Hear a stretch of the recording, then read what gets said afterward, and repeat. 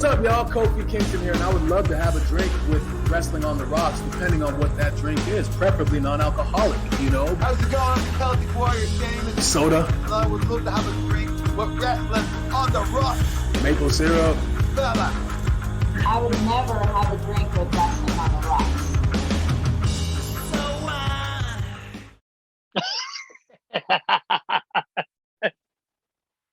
What's going on? I'm not even mic'd. Yeah. I'm not even mic'd. I did a whole thing. I'm not even mic'd.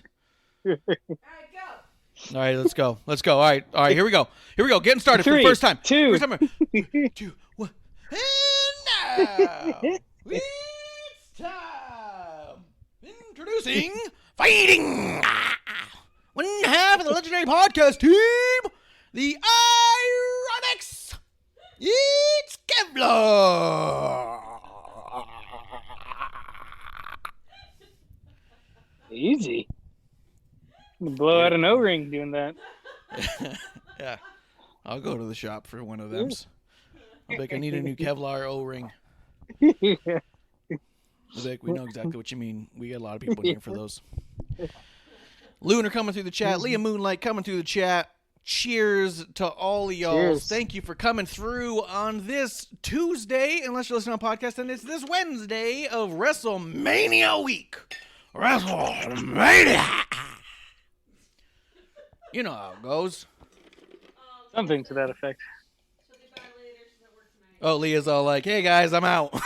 Thanks for coming through for the intro. Yeah. She gets one glimpse of the intro and she goes, not tonight. There's no fucking way. Yeah, that's I gotta not pretend happening. I have to go to work. Yeah. She's like, I got something came up. Something I don't know. yeah. I gotta do my taxes.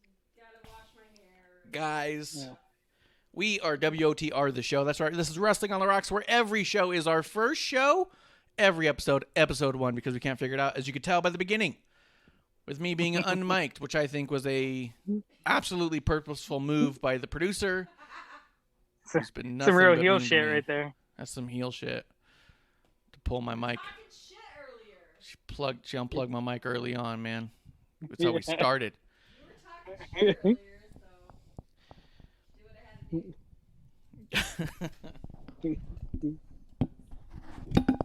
Just moving the cable right now because I kicked it out last time. But this time it was you. It was you. So this is Wrestling on the Rocks. We're WrestlingOnTheRocks.com, at WOTR the show on Twitter, Wrestling on the Rocks on Instagram. I am at Ref Marsh. Kevlar, say what's up. What's up? I'm Kevlar on the Rocks with an X. Yeah. Hell yeah. Hell yeah. Let's see. Lee Moonlight says that she sent a picture to Clump, if we don't believe her. Clump's not as responsive to us as you might think. However, Lunar says, guys, I just remembered I got to watch paint dry. If you guys want to be part of the chat, derail the show, be part of the show, twitch.tv/Wrestling on the Rocks is where you can find us. You can turn on those notifications to find out when we go live, because it turns out we're wrong every week when we guess. That's part of being in episode 1. Episode 1 always goes wrong. So You just put 6:30-ish. yeah, 6:30 probably. Guys, it is, as producer mentioned off air. I don't know if her mic's on or not. She probably turns her mics on. Guys, it is our 2-year anniversary of episode 1. Yay! Yeah. That's right. We've been doing episode 1 for 2 years, Kevlar. How does it feel? Feels like it's been 3 years. Feels like so much longer.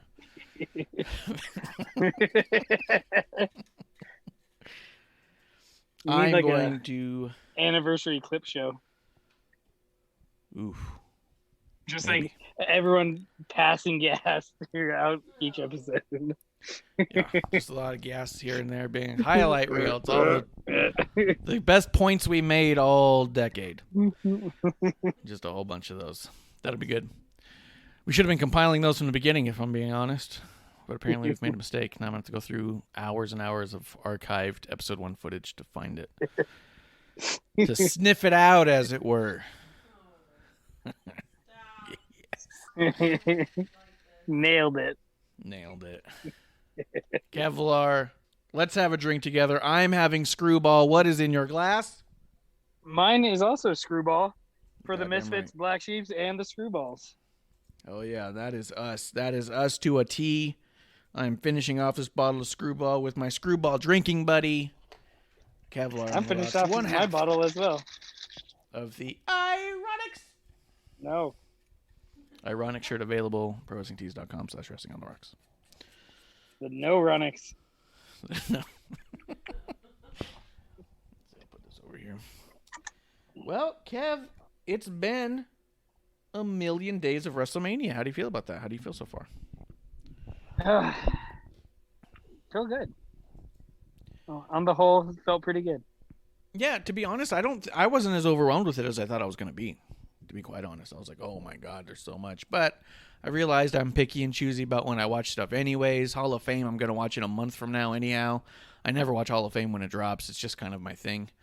Except for what was it? 2 years ago, I did. I watched that one because I knew it was going to be shorter, and I was really excited about everybody. Not that I wasn't excited about this group, but I just thought, you know what? I'll watch it later. You know what I mean? There's not even fans there. It's just going to be what it is. And it was actually a really good crew that was put in. But between SmackDown, WrestleMania Night 1 and Night 2, Monday Night Raw, tonight is NXT, unless you're watching on Wednesday. Last night was NXT. So, and tonight's AEW. And then tonight's AEW Dynamite. So Yeah. a nice break from wrestling, and you can watch some Saturday Night Live. Wednesday Night Live! But So do you think, randomly, real quick, go ahead. do you think WrestleManias going forward are going to be 2 nights every year? I don't. I really don't. You know? I've heard a lot of people speculating about it here and there.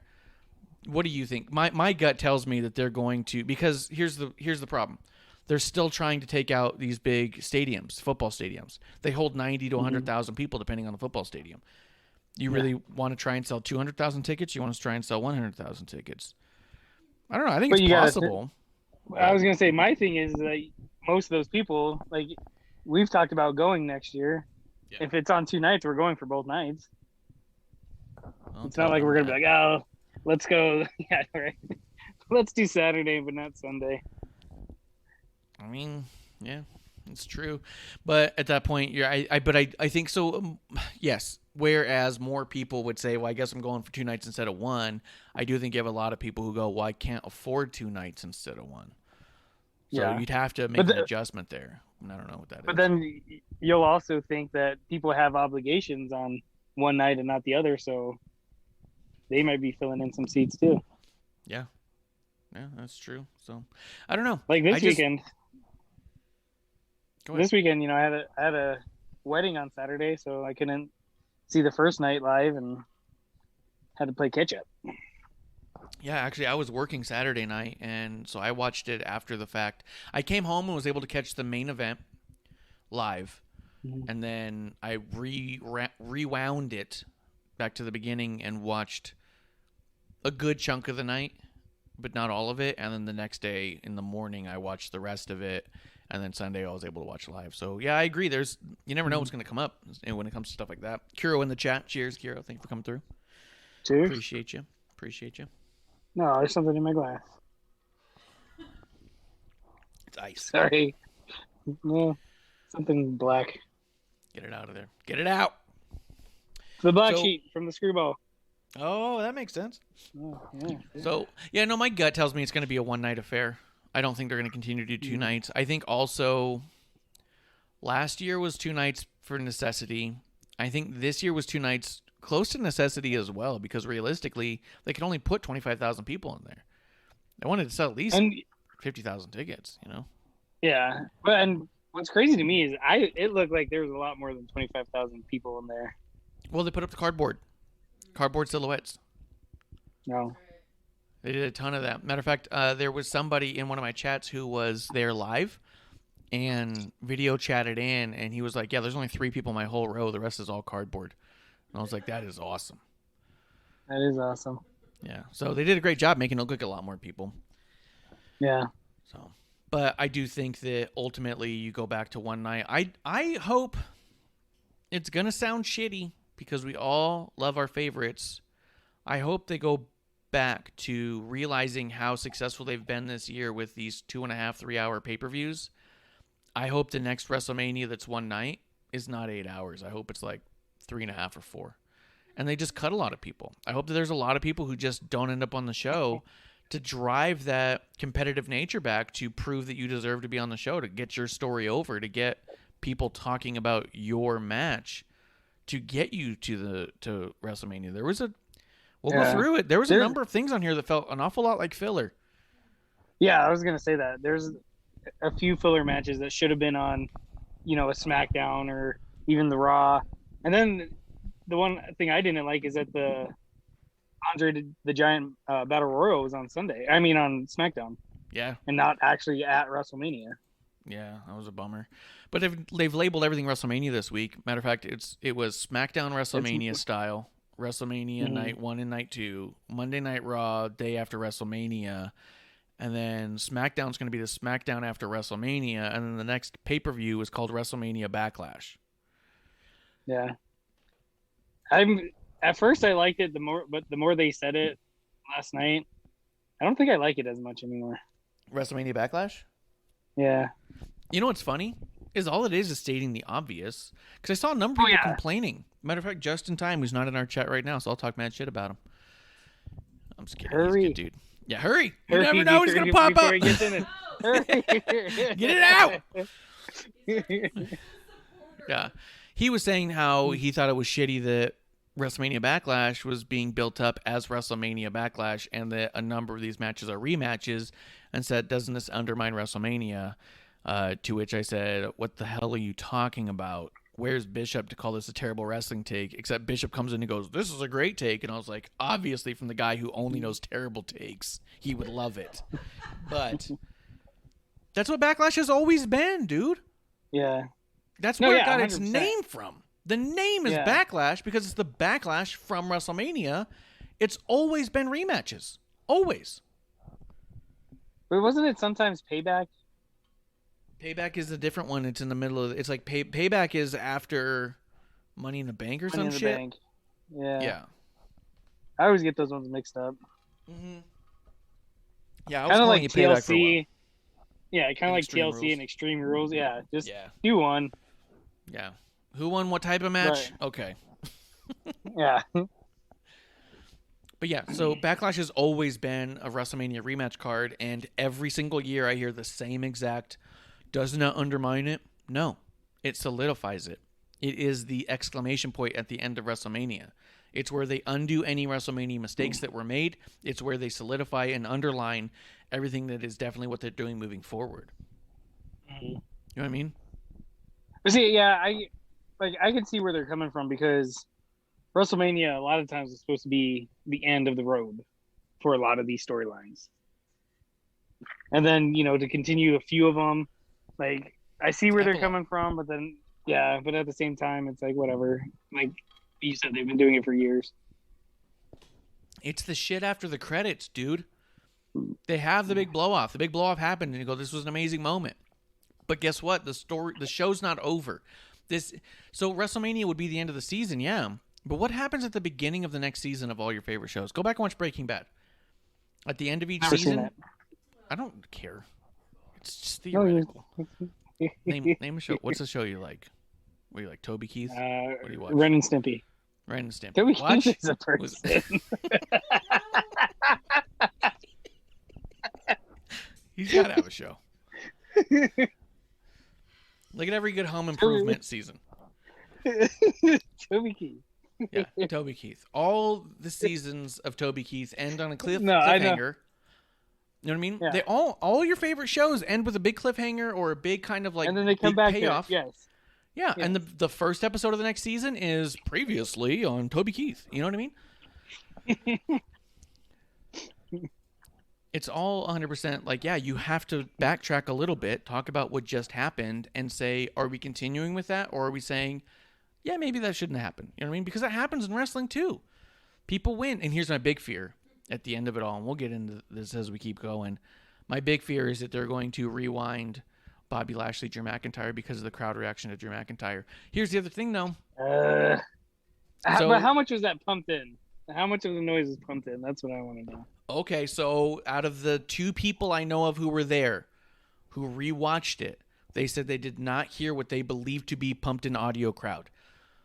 That they felt that was all how it went.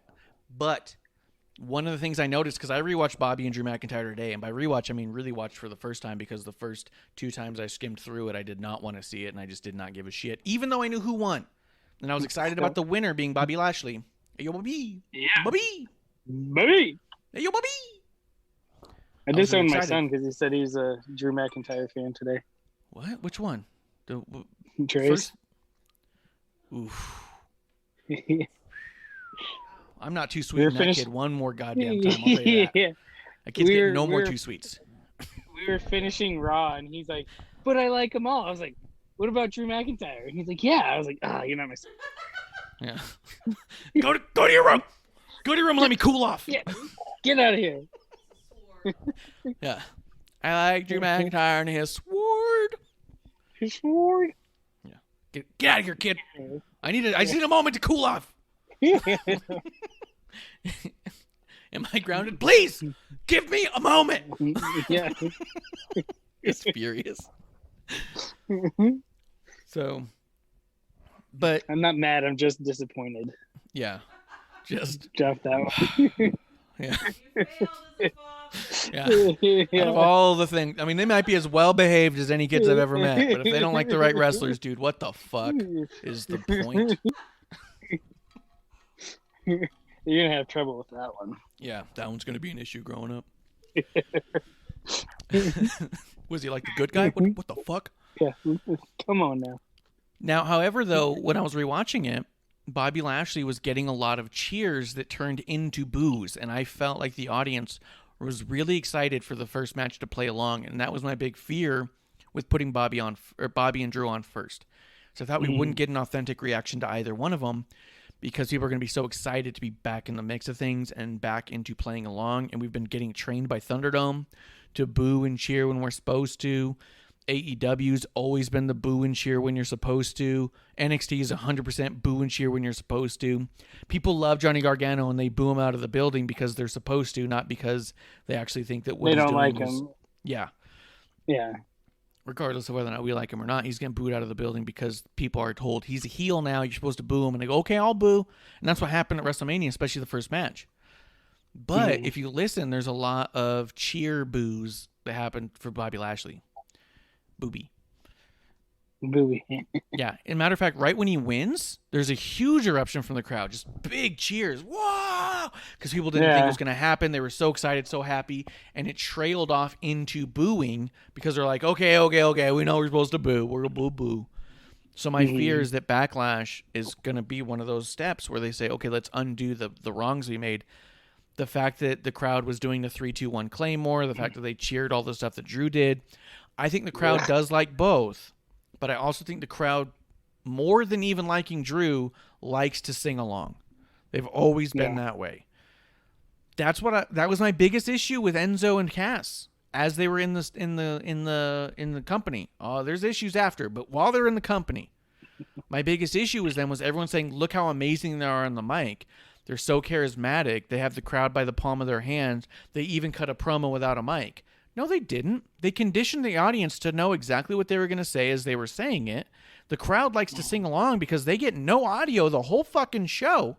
They don't hear the commentary. They don't get to yell at Corey Graves like we do when we're sitting here.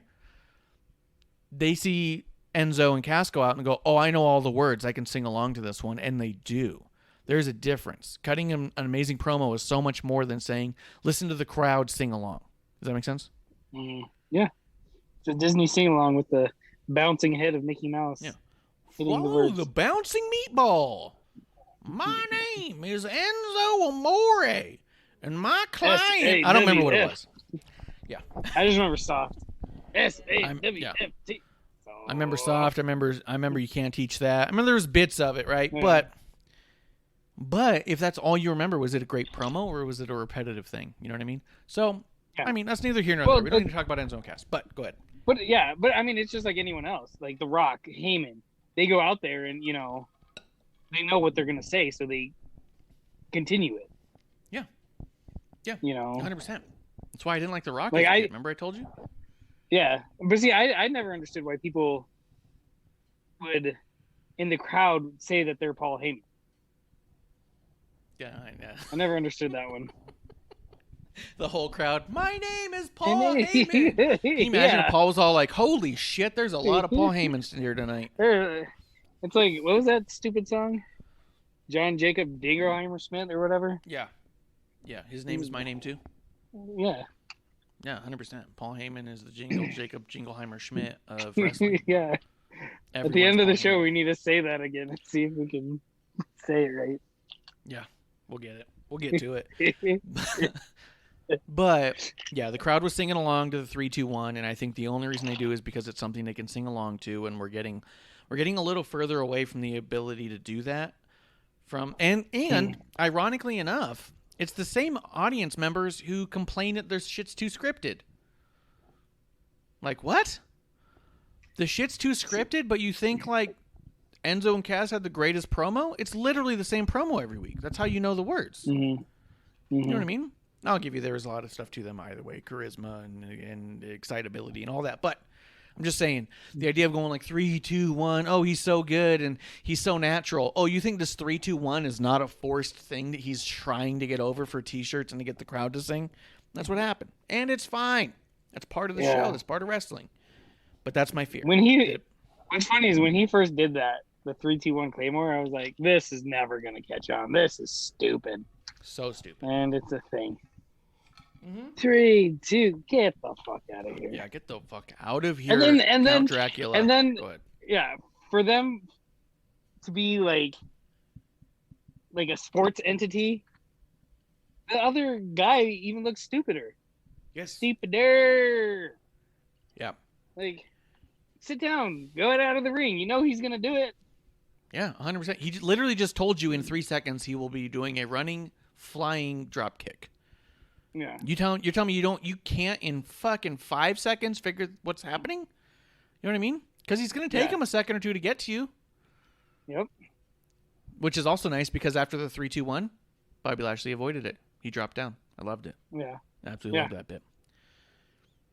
So let's finish up talking about Bobby Lashley and Drew McIntyre, and then I want to talk about what happened before that. Oh, if you notice, we do have the WrestleMania sign up, so if you need to, you can point kind of towards your bookshelf and up and over, and you can be pointing at the WrestleMania sign. Well, it's not Royal Rumble. We should have had that for Royal Rumble. It's fucked up, dude. We got it when we got it, okay? Came in when it came in. Yeah. We didn't have the necessary equipment to get it in yet. Yeah. Shit takes a while to produce, okay? We're lucky my mic's even turned on right now, all right? Relax on that.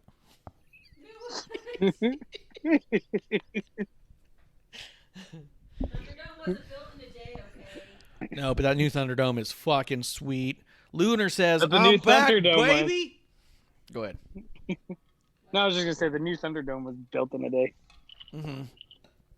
Oh, yeah, we're going to talk about that new Thunderdome. So, the Bobby Lashley Drew McIntyre match overall, all in all, actually that was a pretty decent match. Yeah. I still think that Drew McIntyre is a heel, and I'm really glad that Bobby Lashley got the win. Yep. I don't know that I have much to say other than Drew McIntyre looks kind of like a dipshit. The old Mac and fart trick. I mean, fucking MVP literally just goes, "Come on, Bobby!" And I know. Goes, "What? What is going on over there? Oh my god!" Did he say Bobby or Drew? He said Bobby, dude. He literally just went, really? "Come on, Bobby." It was nothing. Because I rewatched it today, and I was like, he had to say something like, your mom's a whore or something. Something that would make Drew go, the fuck was that? But he just goes, You Scottish bitch. Yeah, Scottish bitch. Your mom's made of haggis. What? Why would you say that, idiot? And then, because you'd think it'd be something that would draw attention. He literally just goes, let's go, Bobby. And Drew goes, oh my God, MVP said Bobby's name. How could this be? Looks at him and goes, well, I better get back to my running 3-2-1 jump kick. And turns around, and Bobby's like, you're an idiot. I'm going to fucking knock you out. And he did it. So Drew he passed out from a fucking hurt lock, which is, if I'm not mistaken, a full Nelson, which is, if I'm not mistaken, one step above a noogie, right? Pretty much. When my older brothers, the assholes that they are, would put me in a full Nelson. Whoa, they're horrible pieces. No, I'm just kidding. They're awesome. But this is why I don't talk to him to this day. Yeah, to this day. Fuck 'em. Because that one time I got a noogie. No, actually, Lunar says it best. Lunar fucking nailed it. Drew passed out from a big brother lock. Dude. Yeah. I've been in fucking full Nelsons for way too long, and I never blacked out. You know what I mean? It wasn't just all like, I didn't come too later and go, oh my God, what happened?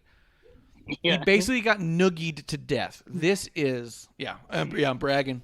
I don't want to be braggadocious here, but I didn't pass out when I got the full Nelson. Yeah. Like, well, your big brother's not Bobby Lashley. Well, you don't fucking know that. Yeah. My big brother's My big a lot brother's more actually like Braun Strowman. Braun That's my Strowman. brother. I was going to say he's a lot more like Hornswoggle, but, that's neither here nor there. The Aaron Marsh podcast. No, he's like Mac and Fart the time that he Oh, the McInfart that came out from Bernard. Yeah, 100%.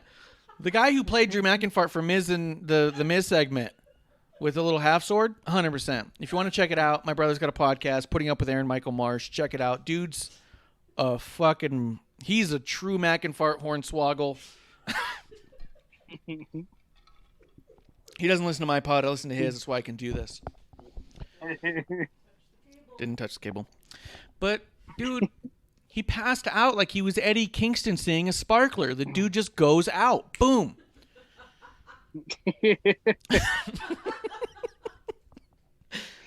It's like the full Nelson reminded Drew of being in prison.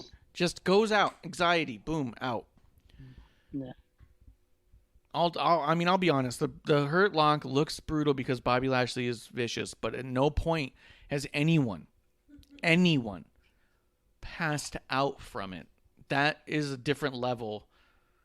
You're telling me the pain was so great that Drew's just like, well, I guess I'll just go out. Maybe Bobby farted. Bobby could have farted.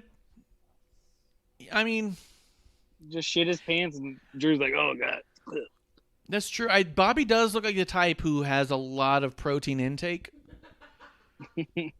Like, he seems like the type of dude you don't want to be stuck in an elevator with. Him and Hammerstone probably could wreck a bathroom. Yeah. Yeah. I could believe Blow for that sure. shit up. Yeah. So it's possible. If Bobby had a protein fart, yeah, then Drew McInfart could be done for. However, Drew McInfart is known for being a fart. He's known for being a number 2, as Roman called him, and MVP called him. Everyone's calling this dude a number 2, Andrew McInfart, and I love it. I hope that backstage they give him shit for that. But I don't know. That's neither here nor there. Either way, let's wrap it up. We've been saying that for a while. Anything else you want to say about Drew McInfart getting a big brother lock to death and passing out like Eddie Kingston seeing a sparkler? No, I think that's it. I mean, I've been saying it for a while, and I thought Braun was going to do it, but I want somebody to bring back the God damn it, the thing Lex Luger used to do. Ooh, Torture yeah, the torture rack. Torture rack, yeah. I've been wanting one of those two guys to bring it back. But yeah, I mean, if it was the torture rack, that would have been awesome. But Can you imagine Braun Strowman with a torture rack? What that would look like? That's what I'm saying. I thought when getting into it real quick, when he picked up Shane in the cage, I think with his shoulders, and I thought he was gonna do the torture rack, and I was like, yes, finally. And then I forgot what he did. He like threw him or something. Holy shit, dude! I think that's the big. We got to tweet out to Braun tonight. Braun, please, drop the train, pick up the torture rack, become the Torture Express or some shit. Yeah. Get these torture racks. Yeah. Get this rack. As he flexes his boobs. Blows a kiss to the camera. I'm gonna rack you, boy. Yeah. How it should come out. No. I'm country strong, and I'm gonna rack you up. No.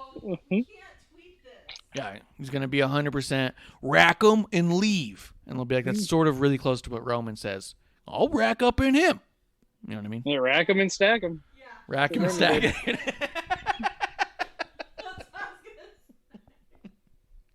There you go. Rack 'em, stack 'em.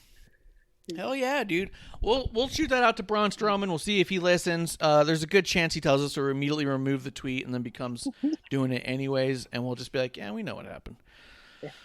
So, yeah, that choo-choo shit's gotta go, man. Although I'll tell you, the last two or three times we've seen him, I've not heard the train noises. Yeah. So that's been good. That's been really good. Yeah. So, all right. So Lunar agrees. Braun totally needs to use that. Let's rewind a little bit before we fast forward again. Yo, dude, the show opens up first off with everyone coming out on stage, and I fucking loved that. I loved it. Remember, we've been talking about this pity party for a long time for Drew, and I'm so excited this WrestleMania did not become Drew's pity party. Yes. Actually, kudos to Drew for that. I love that they started it by having everyone come out and having Vince McMahon open up Wrestlemania classic style. Wrestlemania! And I like that they did the America the Beautiful right there with the whole locker room out there to kind of be there and hear the crowd and absorb it. And you could see members of the locker room. Yep, you could see them drinking it in. You could see them getting choked up. You could see them getting emotional. I liked it right behind Vince McMahon was Sasha Banks. And as Vince is saying this stuff, you can see Sasha Banks go, "That's right. That's my friend." Talking about Vince, which is so fucking funny because she tweets at him, "Thank you, Vince McMahon," every day. It's so fucking funny. Kev, also from a personal standpoint, I think I mentioned it. I don't remember if I did or not. Seeing BB Rexa out there with her guitarist, I believe it was Jin. I don't remember her last name. I don't want to say the wrong thing, but her first name's definitely Jin, Jin. They're one of the few artists that I remember taking notice of when I lived in Brooklyn and thinking, why are these people not huge? They got such a cool sound. And since then, they've been blowing up and doing big stuff. And to finally see them actually at WrestleMania for me was just cool because it was like the worlds collide. So when I saw BB Rexa get a Grammy nomination, I was like, hell yeah, she made it. Fuck yeah, cool. And I'm not the hipster type to be like, I've been listening to them since before they're popular. This just happens to be the two of four artists I noticed in Brooklyn when I was living there out there doing stuff. You know what I mean? And also they're in the right spot. If they're in Brooklyn, they got a shot. You know what I mean? So it's good for them. But to see them on WrestleMania for me just gave me good feels immediately. So I see the people come out, I see Vince McMahon come out, then I see them in the ring and I hear the song, and to me I'm just getting filled up with good feelings. This feels good. This feels nice. I feel proud of every single human being I'm seeing. You're feeling yourself a lot. I was really feeling up in it myself. Rack. So Kev, what'd you think about the way they opened the show? I didn't like it. It was good. I did like it. It was kind of like you said, let everyone experience it. Because even I saw, what's his name? The dude Jinder? From, I didn't see Jinder. I saw Jinder. But the dude that used to be the announcer that was a part of Mustafa's thing, Retribution. He used to be an announcer. Mace. Mace, there you go. Jesus Christ. Yeah. I got there eventually. But I saw him out there and stuff like that, and I was like, cool. He, I think it showed a lot of the guys lower down on the card that didn't even have matches. Hey, this is what we work for. This is what we do. Because it's been a while. I'm sure they've lost sight of that. Mm-hmm. So I think that was really cool. I didn't like that Sasha was right behind Vince because I I'm always the one that likes surprises and pops and stuff like that. And I think seeing Sasha with a makeover, if she first came out to her match would have been better. I get you. So even if she was just wearing something where you could see it's Sasha, but you can't see, her hair being different or whatever, I think that would have been better. Yeah, if her hair was back and she had a long black coat on or something. Yeah. Yeah, or a hoodie or something, it was raining. Especially because, go ahead. Especially because her look was so different than what we're used to seeing her in. Yeah. It's not like Is it, Bianca like, where it's a different variation of a similar gear. This was like Yeah. loud. It was like when she first came out with her blue hair. I was like, oh shit, it's blue. For a second there, I thought it was Naomi. It was very Naomi-ish, Yes. but I liked it, But like I said, I just wish they would have, they ruined their own pops even during their own things like that. I think that's one that's okay, but I hear you. I don't disagree with what you're saying, but I do think that this is one of those instances where, as Titus O'Neil said, 1 year, 1 month, and 1 day since the last time there was an audience member for any of these performers. If she wanted to be front and center and standing right behind Vince McMahon and absorb it all, I'd be hard pressed to say, Sasha, you got to be different on that one. But like I said, just put on a hoodie, cover it up. Yeah, a hoodie with a sweater. Yeah, zipped up. I got you. So that immediately was followed by a rematch. Matter of fact, back from a old Backlash, if you remember, the old Vince McMahon versus God, which previously Vince McMahon has won against God, who did not show up for the match and then accepted a forfeit. Mm-hmm.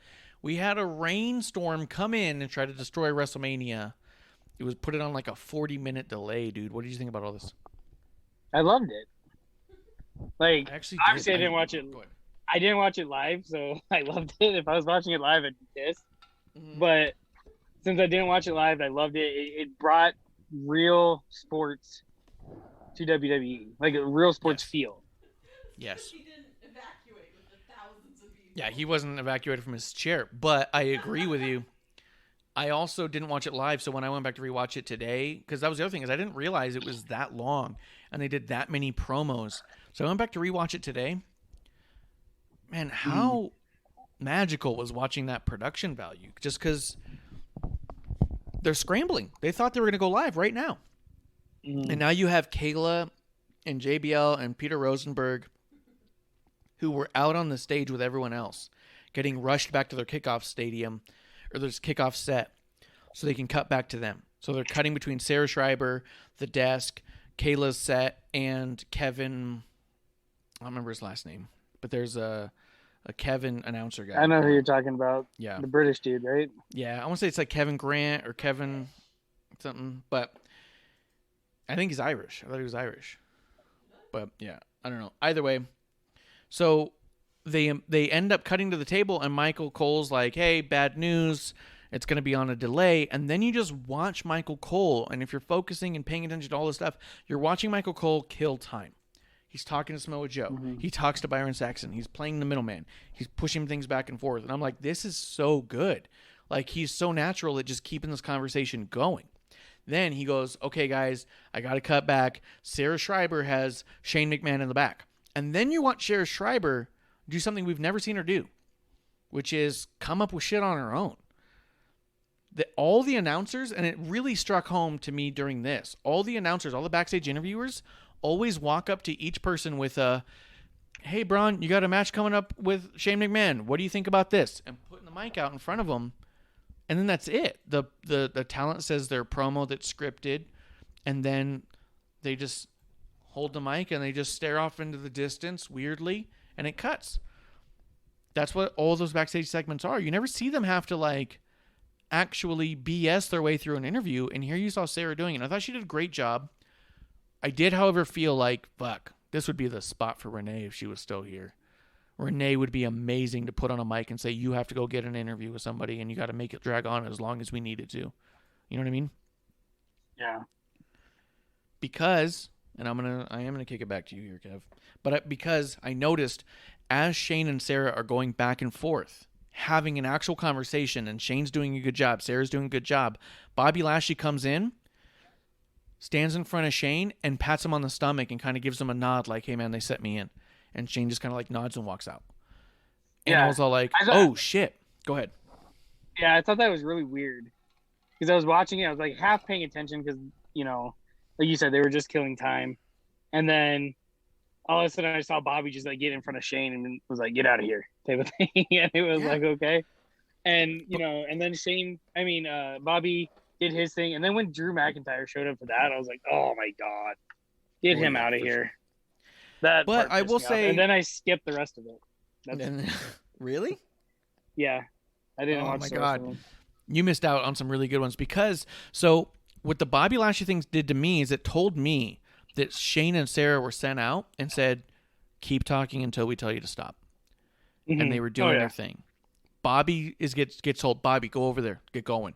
As Bobby's out there doing his promo with MVP, they're like, "Where's Drew? Drew, get over here. Drew, get out there. Get in his face." Yeah. Boom. They cut that promo. Drew actually did a good job on that promo. Probably my favorite Drew promo, which says a lot for him, right? Because it was probably the least scripted of all of them. Although he didn't have to interrupt people like he did on Raw. Every Raw, he has to interrupt every fucking buddy and pretend like he's like, no, everyone has to have reverence for him. He doesn't have to have any respect for literally anyone else, and that's supposed to be okay. But because he's a face. Yeah, because he's a babyface. Clearly.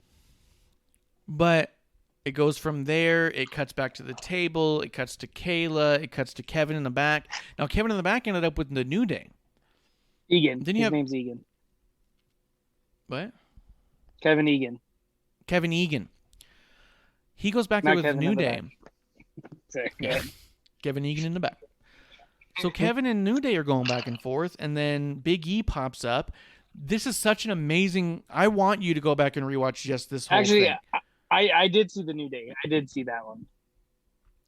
What did you think of that? I thought that was fucking tremendous. The way they were clearly awesome. all being told, all right, cool, now cut it. Now, all right, cool, we're going here. All right, cool, we're going here. The way Kayla was going between JBL and Peter and then cutting them off and saying, okay, we got to go back to Sarah in the back. And suddenly Sarah has Kevin Owens, or suddenly Kevin has Kevin Owens, or Kevin's got Seth, or Sarah's got Bianca. Like they were clearly reacting second to second, and it was so fucking good, dude. Kevin's promo. Yep. Well, I turned it off after the New Day one, but yeah, I did. Like I said, I saw that one, but it was cool because that's what you have to do.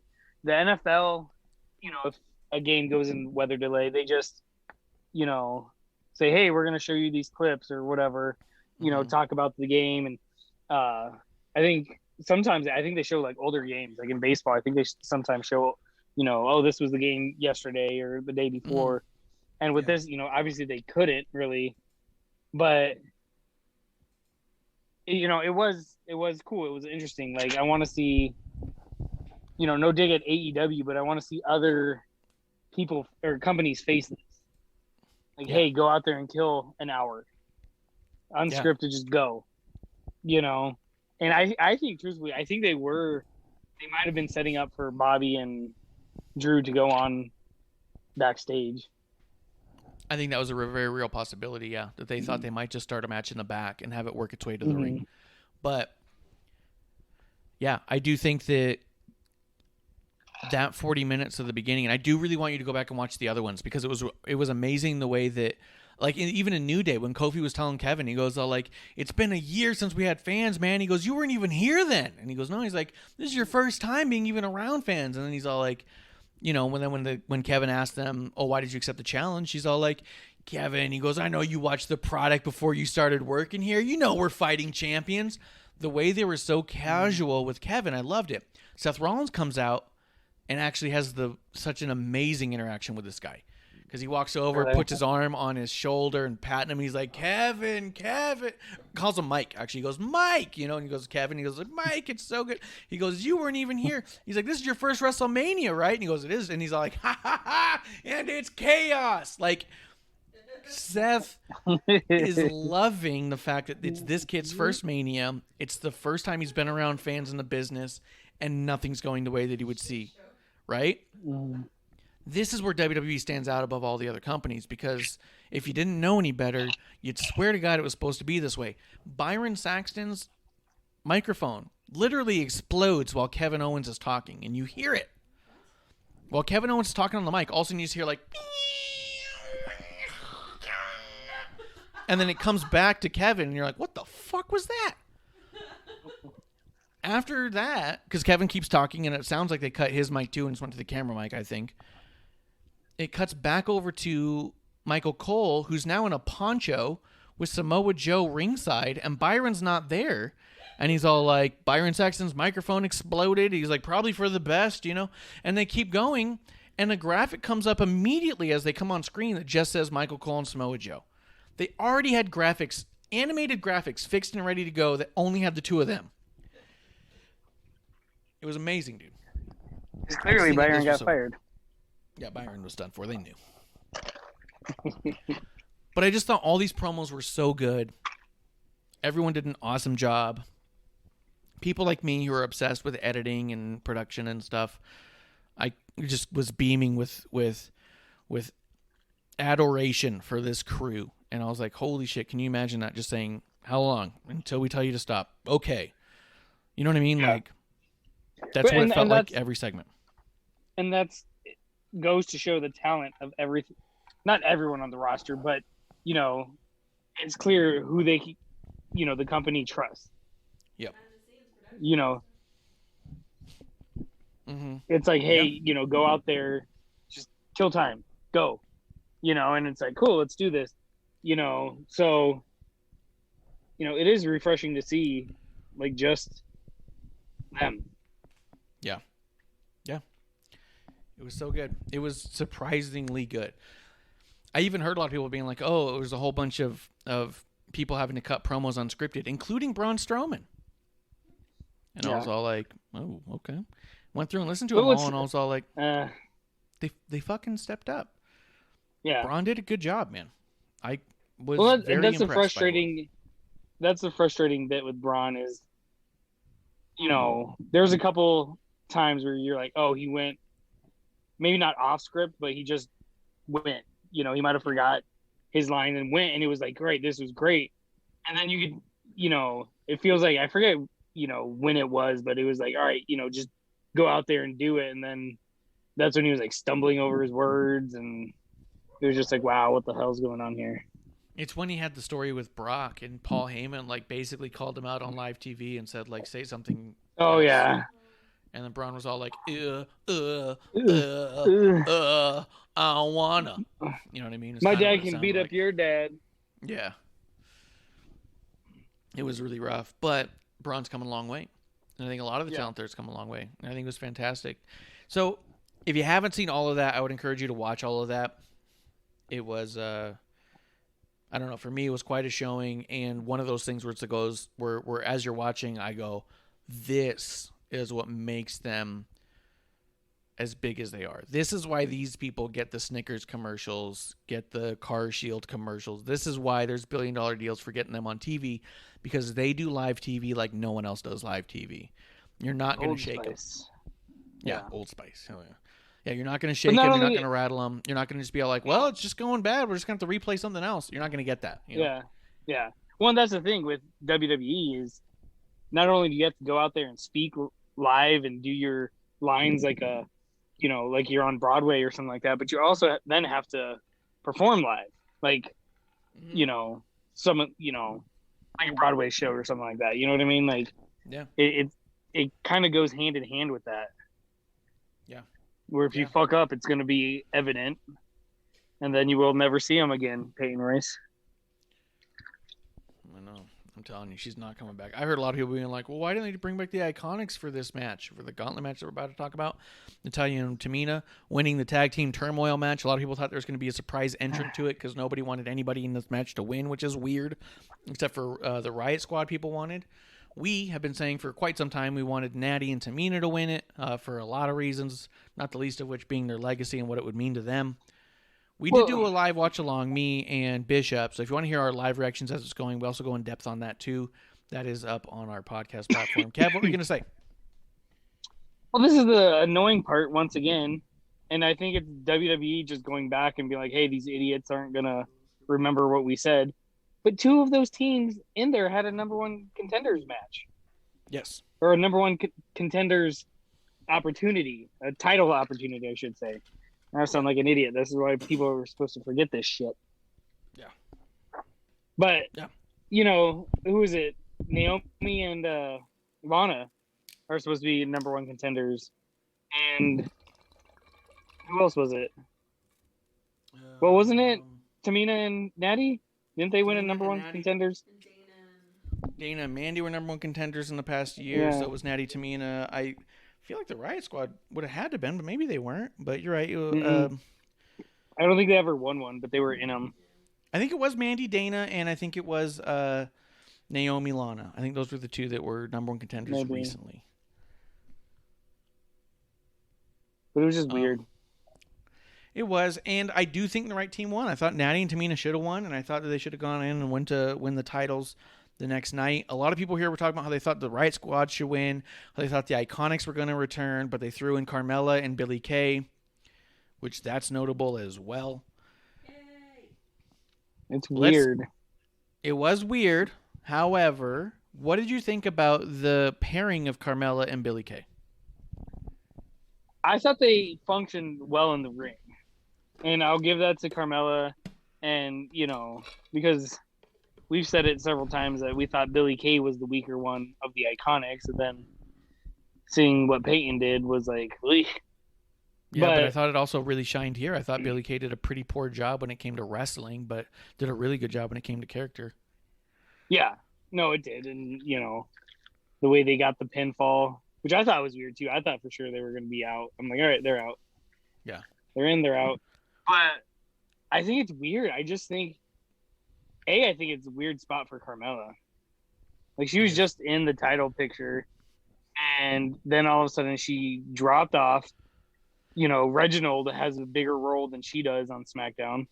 Yes. And now they're like, here, be with Billie Kay, who's been asking everyone to be a partner. And she's like, okay. I will say, this pairing with Billie Kay and Carmella, as much as we've talked a lot of shite on Billie Kay, we have not been fans in general. We've not found her very funny, but understand that she's beloved. This showing of her at Mania with Carmella had producer cracking up. When Carmella comes out and then Billie runs out there with a bed sheet and holds it over front of Carmella to replicate that sheet entrance that she was getting. When Carmella starts strutting down there and Billie's like watching Carmella and trying to replicate that and looking all goofy and silly, getting in the way of Carmella's entrance and then trying to do a similar thing. It was really working for a producer. I found it more entertaining than all the other bits she's been doing. I was kind of giggling, but producer was really won over by this one. And I do think the pairing of Carmella and Billie Kay could be like another pairing the way that Carmella was with R-Truth, where a lot of people just are excited to see the two of them out there. She brings out the best in her partners. Who's she? Carmella. Could be. Could be. She never really had that many partners. Yeah. Well, But I think, she doesn't drag him down, that's for sure. yeah. I mean, hopefully, this will help Billie, develop as a talent. If Carmella actually takes her under her wing and says, hey, let's do this, let's do that.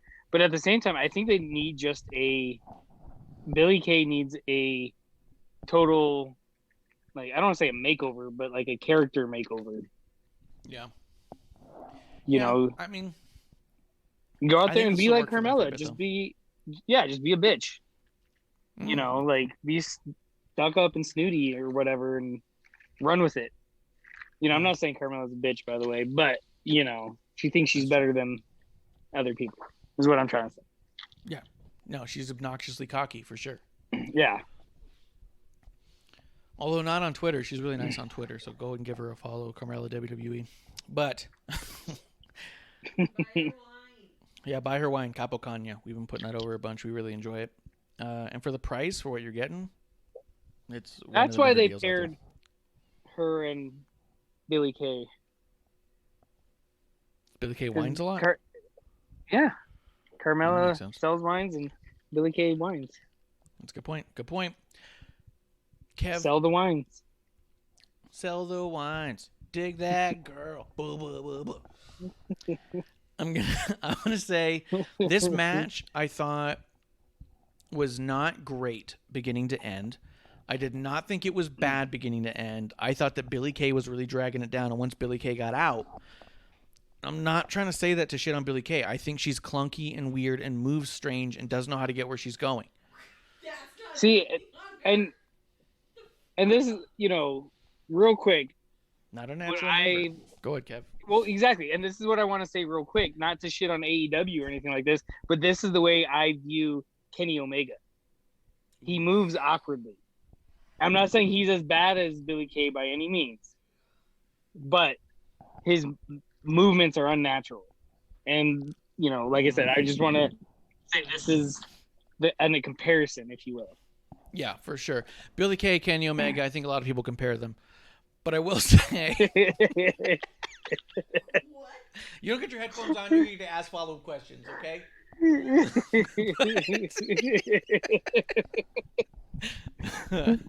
I think to all the people who keep saying Riot Squad should have won, I think are people who don't watch women's wrestling for the same reasons that the rest of us watch the rest of wrestling. No, they wanted a hot chick to win. That's it.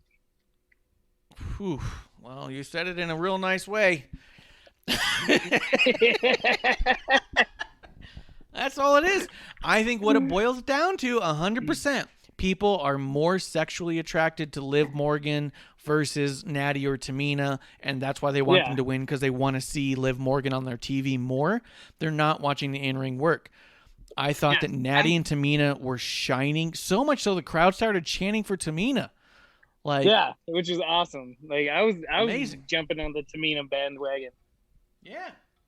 But see, and this is, you know, those same people are the reason why I did not want Mandy Rose and Dana Brooke to win. Yes. Because their outfit that they went out there on, they look like the white chicks from the White Chicks movie. I'm not saying they were hideous, but you know, they sexualized them so much wearing that getup, which you know, I'm not complaining. I'm still a guy, but at the end of the day, how are you wrestling in that? Yeah, 100%. As they were walking out, I was all like, "What the fuck is this swimsuit competition happening right now?" But it was like you said, it wasn't, because it was like flesh toned on the sides, and like it was like it was weird. And I was like, "You're supposed to be, you know, dressed to compete." Yeah, you know. Yeah, that's true. That's why Mandy fell on her ass. She wasn't dressed to compete. She was not dressed to compete. She was dressed to fall on her ass. Although that flub of her falling was kind of funny, and she recovered just fine. But I do wonder if it was part of why the wrestling match was a little bit clunky afterwards. I wonder if it was like really in her head. But I agree. Her hole. Yeah, my hole. Her hole. My hole. Yeah, I do think, the first show with fans, you fall on your ass. People are going to talk, man. What are you going to do about it? Yeah. Klump said the same thing. He messaged me. Champ. Yeah, she owned it. Champ. She's like, that was embarrassing. Like, it wasn't. That's it. Move on. Done. That's why the whole shit on Raw pissed me off. But anyways, we'll get there. But Klump messaged me too, and he goes, "Hey, I really like night one." He goes, "My really biggest complaint is their outfits. It felt super Attitude Era." And I was like, I hear you. We were saying the same thing. It was like distractingly skimpy. Where, like you said, I mean, look, they're obviously attractive women. Mandy also put 100%. Extensions in her hair and made her impossible to tell the difference between the two of them. As they're wrestling, they're wearing identical gear, the same hair, and the only difference is their fucking boots. So if their hair's moving at all, you can't tell who the fuck is who, and it's kind of a bummer because both of them are so good. I don't want to not be able to distinguish the two of them. You know what I mean? Yeah. When I think Dana had I think Dana had a highlight, it was either pink or blue highlight, I forget, but that was it. But that was a pink highlight, but it blended in with the gear. So as your hair's moving, it doesn't matter anyways. Yeah. But see, and I think that was the problem too, is that their gear was so distracting that I think it took away from a lot of the match. Because half the time when I was watching them in the ring, I was trying to figure out what part of the body was covered and what wasn't. Yeah. It was just weird. I mean, I don't want to talk about Mandy and Dana's gear all night, but I will say that I do think that Dana and Mandy more than Dana has historically in all the big pay-per-views tried to gone out there scandally clad because I think she wants the eyes on her and she wants the attention, and I get that because she's not getting pushed in a bigger way, and I do believe she absolutely deserves to be in a title picture conversation if she gets pushed the right way. I don't know if getting that conversation going is I have no idea how the business works. I can't give her advice. I can't say this will do it or not. But I will say that from our standpoint, it feels more distracting than it does feel helpful. And I think that I think she's better than that than to have to rely on her body specifically. Yeah. And just the last point on their gear, like I'm glad she got rid of the denim. Like that just never fit her. That was an Otis thing. The Otis thing was done for a long time. I'm glad she got rid of it. I'm glad they got matching gear, but they needed something else. Yeah, I mean, Dana Brooks' gear was cut so. It was like such. It was almost a thong that you could see her tattoo on her butt. Tattoo, yeah. Yeah, and then Dana even had a fucking wardrobe malfunction, which that picture started circulating online. As you're watching it live, or if you watch the replay now, there's like two parts during that match that just blacks out, and you go, "Oh, someone had a slip." And you're like, "Well, if you can't stay in your gear, grab different gear." And that's just it.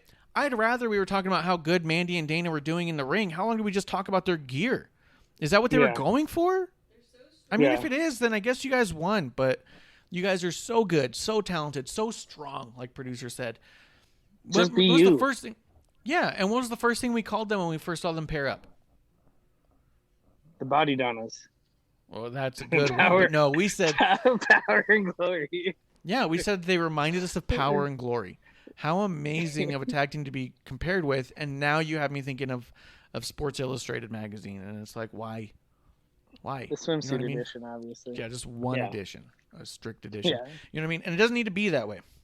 Lunar even says, "Damn, you guys are really distracted by their gear." Yeah, and that's what I'm saying. But what I will say, Natty and Tamina winning was fantastic. It was an amazing moment. I love Natty getting on the turnbuckle, pointing up to her dad up in the sky because she did it for Anvil. Tamina getting immediately emotional when she gets the pin after doing the splash, just breaking down. And I was like, "This is amazing." And then Bishop said, "I hope this isn't a sign that they think this is their WrestleMania moment for the weekend and they are going to lose tomorrow." And I was all like, "There's no way. They wouldn't be that fucking pieces of shits." And they were. And then night 2 happened, you and know- they were pieces of shits. You know what I thought? Randomly, speaking of another random wrestling move, when Natalia went and pointed up, I thought she was going to get on the top rope and like drop an elbow and call it like dropping the anvil. Ooh, that'd be cool. Or even a knee or drop? something like that. Yeah, an anvil drop. Like I thought, like, I was like, oh, cool. Because I have these random thoughts that sporadically spurt through my head in half a second, and then it didn't happen. Yeah, no, that's true. You do. You definitely do.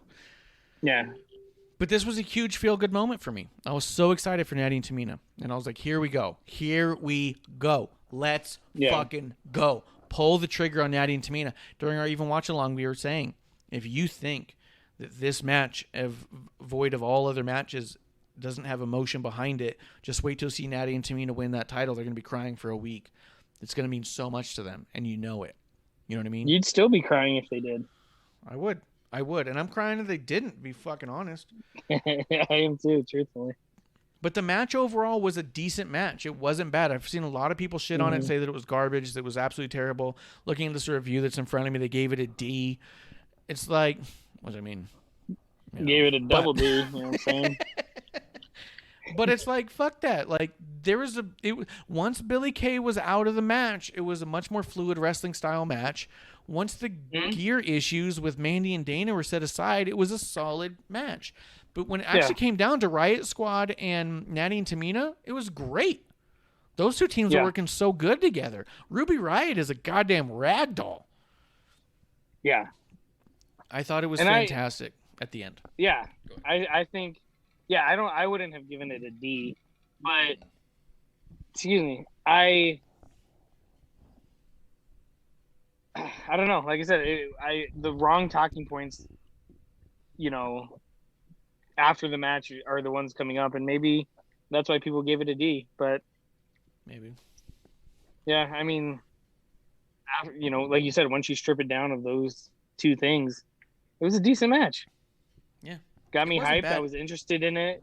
Like I wanted to see who was gonna win, and. I was happy who won, but yeah.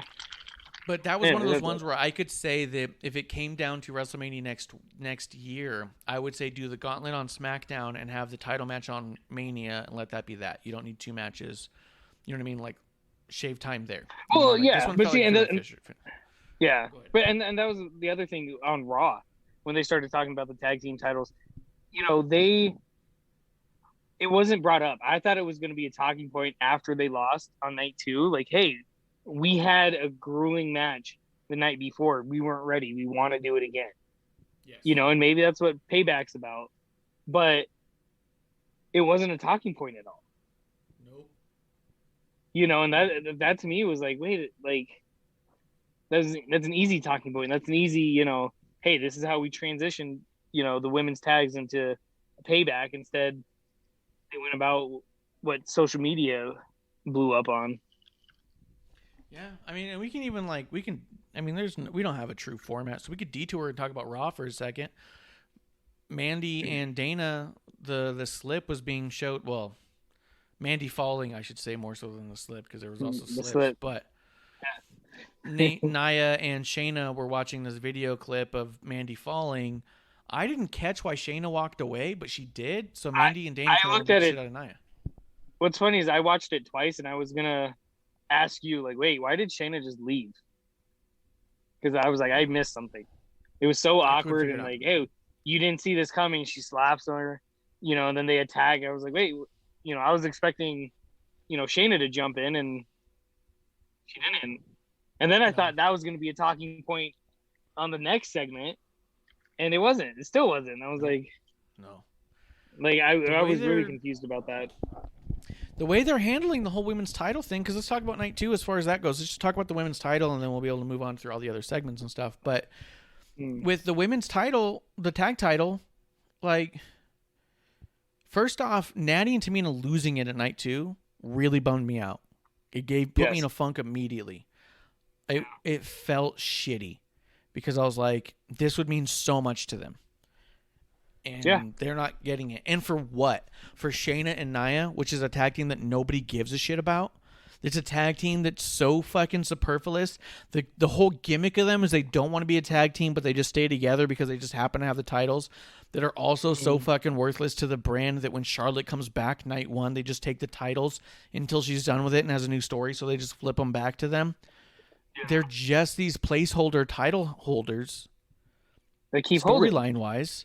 And all everyone's been talking about since you put them together was when they split, we'll have some good matches between Shayna and Nia. And they just keep holding them for no fucking reason because no one cares. It's not legitimizing the titles. It's not. No. And it doesn't mean anything when they have them because they don't want to be a tag team. They clearly don't get along. So if you'd thrown it on Natty and Tamina in this storyline that they're in where they said they've been warned, we're not here to lay down for other people. We're here to not only be the foundation, but to be the top of the mountain. That's a story that could legitimize those titles a further step. Where instead they just left it on this team that doesn't want to be together, that doesn't do anything with these fucking titles, and their whole goddamn story is about how one of them is dating a sommelier for Carmella. And they don't want to be a team. So break them the fuck up and give it to a team that's going to mean something for. But they didn't. And it really fucking bothered me.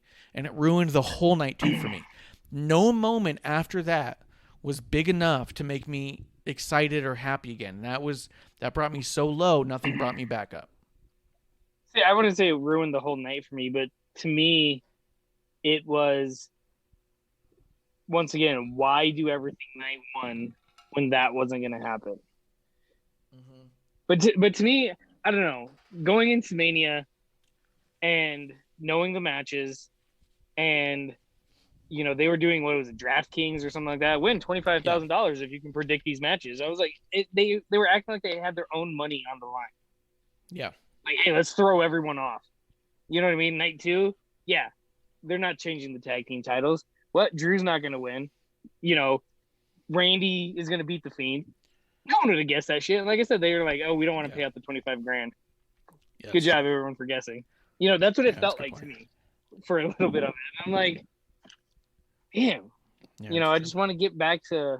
But like I said, the whole thing with night 1 with the gauntlet and stuff like that, which to me was fucking stupid. Why didn't they even just call it a gauntlet? The tag team turmoil. I didn't like that either. Randomly, but. Why they what? Why they just didn't call it a gauntlet. They called it the tag team turmoil. That's a good point. And it was a gauntlet elimination match, but they called it the tag team turmoil. You're right. Yeah. I mean, might as well just throw them all in and be like, hey, all right, do a battle royal. Last person standing gets a shot for the title. Or Battle royal, yeah. teams. I was going to say, because I thought it was initially supposed to be a tag team turmoil elimination match because it would be a 4 corners match. But then they added a 5th team and they said, Gotland. I don't know. But I mean, you still could have done it. I mean, it wouldn't have been inconceivable. Technically, you can do it with 6 teams. Just have one on each post or a team on each post. You can't. You don't only two have in the 4 ring. posts. Yeah, and then 2 in the ring. But you have to have You have to have both members of the teams. Oh yeah, that'd be like a tornado tag thing, I guess. Yeah, it'd be wild. It'd be wild. Maybe we'll see that on AEW cool. one day. Yeah. Tony Khan, big fan of the show. Yeah. But yeah, 100%. And I mean, and then for Raw to do the whole thing where they're showing Mandy fall, where Mandy and Dana come out and get a match, and then they just get counted out and said it's not worth it. It's not worth it. You also just told me that the titles aren't worth it. You just said the titles aren't worth the fight. Yeah, that pissed me off so bad. Oh no, they're mad. It's not worth it. Fuck you. Like, it's always been established. If you beat a champion, you pretty much got a title shot. And then they just walk away. Be like, hey, we're gonna let Nia fall down twice. First on the ropes, then on the thing, laugh at him and walk away. That shit on the titles so bad in my eyes. I think 100% shit on the titles because they said fighting with you isn't worth getting the titles. Yeah. I'd rather not have the titles than deal with you. Now, does that even, let's say that boosts Nia. Let's say that makes Nia seem that much more dangerous. It seems like beating Nia is more important than getting the titles. And if you're trying to build a tag team division where the titles are the number 1 spot, then that undermines the titles. Mm-hmm. So, yeah, 100%. I didn't like any of that stuff that happened. And like you said, they didn't explain any things with Shayna. Is it? Wait, Natty's on Mandy's... SmackDown? I guess what happens there, but... Yeah. But then with the... what's it called? When Nia... Or Mandy approaches Nia, they're like, oh, I fell down, blah, blah, blah. You didn't see it coming. Like, I wanted so bad for Mandy just be like, oh yeah, I fell on my hole, joking like that, like a stab back at her, and it didn't happen.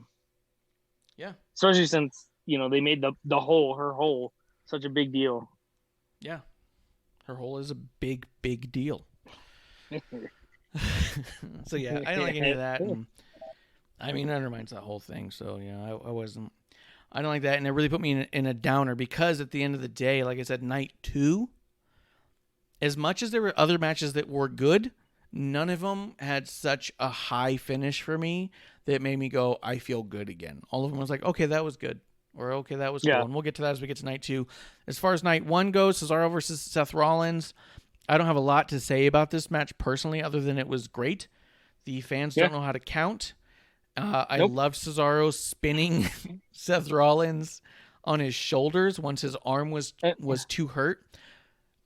Yeah. This match was done so systematically and so well. My brother texted me during the match and said, I can't believe how this entire match, I just can't wait to see Seth in the swing. And I said, that is psychology. Yes. With all the bullshit everyone says, like, it's a good story. Oh, it's psychology just because it's a series of moves. No. The psychology in the story is getting to a point where you can't wait to see a character deliver a move that is not a finishing maneuver because it's embarrassing to the other contender. That's a lot of psychology there. Yes. No, yeah, it was great. It was awesome. I don't have much to say about this match either, outside of it was awesome. And yeah, Vince just proved the world right that wrestling fans are retarded and can't count. Mm-hmm. Yeah, that's about it. Count. Yeah, and I love Cesaro getting the win. They're in Florida. They've never been known to count in Florida. Good point. They've had 13,000 championships, from what I hear. Yeah, several times counting in Florida come up. Yeah, counting in Florida is always a thing. It's remarkable this match didn't include someone named Chad, but yeah, hanging there. Hanging. But it was a fantastic match. Here's the other bit. All the matches night 1 were less than 20 minutes. And both shows were Really? 3 hours and a half. Yep. Not one match went over 20 minutes. Well, do you think it was the delay? I think so. So And I think that's they one just of the said, things hey, we cut saw. these short. I think it's one of the reasons the turmoil was perceived poorly was because it kind of seemed fast paced and people were just coming and going. But I think they were told, look, you got fucking 11 minutes. You go fucking get it done, you know? I think everyone was told, look, you don't get 20 minutes. I think there was a lot of people who expected more time, and I don't think they got it. And I think they were trying to figure that out. And I think this was one of them too, where the match felt shorter than it could have been for these two wrestlers. But it was a really good show and a really good showing and fantastic, fantastic story. And I love Cesaro getting a win at Mania. Yeah. I agree. So again, another feel good moment. That's what I mean. So night one was so feel good for me. It started off with all these great promos. You get Bobby Lashley holding the title. You get Natty Tamina winning. You get Cesaro getting a win at Mania. You move on to Omos getting his big debut, and that felt good. Watching everyone he's in the ring with make sure that he comes off as the biggest star in the ring when he's the most unknown. They pushed him so well in that match. Mm-hmm. The only thing I didn't like is that Omos did not have gear. It was funny, right? No, I don't think it was funny. I didn't like it at all. I wanted him to come out in like AJ gear, like exactly looking like AJ, kick pads, everything. Instead of saying phenomenal one, it says like giant one or something. Colossal like one. I think it'd been colossal. Yeah, like I think it. I wanted to see that so bad, but when it didn't happen, I was like, whatever. But then I was like, but then he doesn't have gear on at all, and I didn't like that.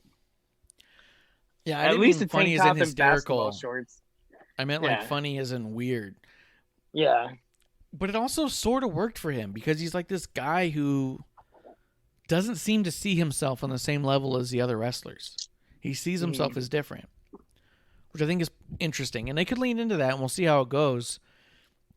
But overall, the New Day made him look fantastic. AJ made him look like an absolute fucking legend. I love at the end of it, AJ climbs up on his shoulders. Oh, it reminded me of freaking Braun and the Nicholas. Yes, 100%. And I think that was part of the point.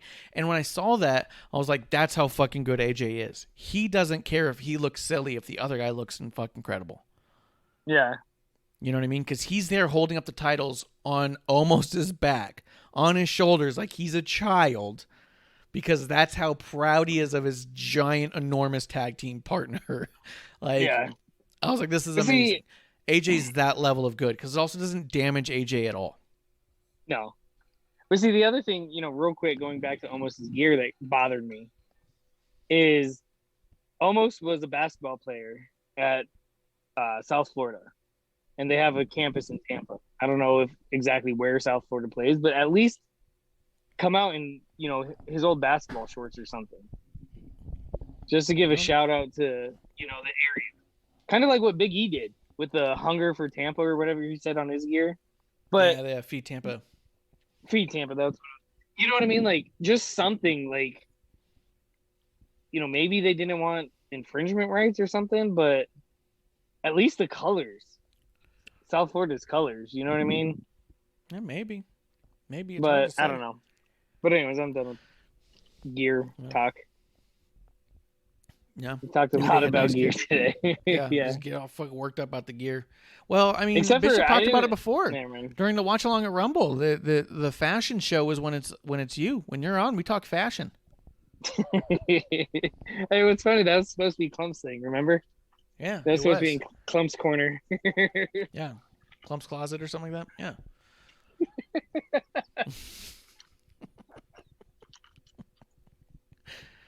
Yeah, 100%. But I think overall the match was fantastic. Almost looked amazing, and it was just so well done.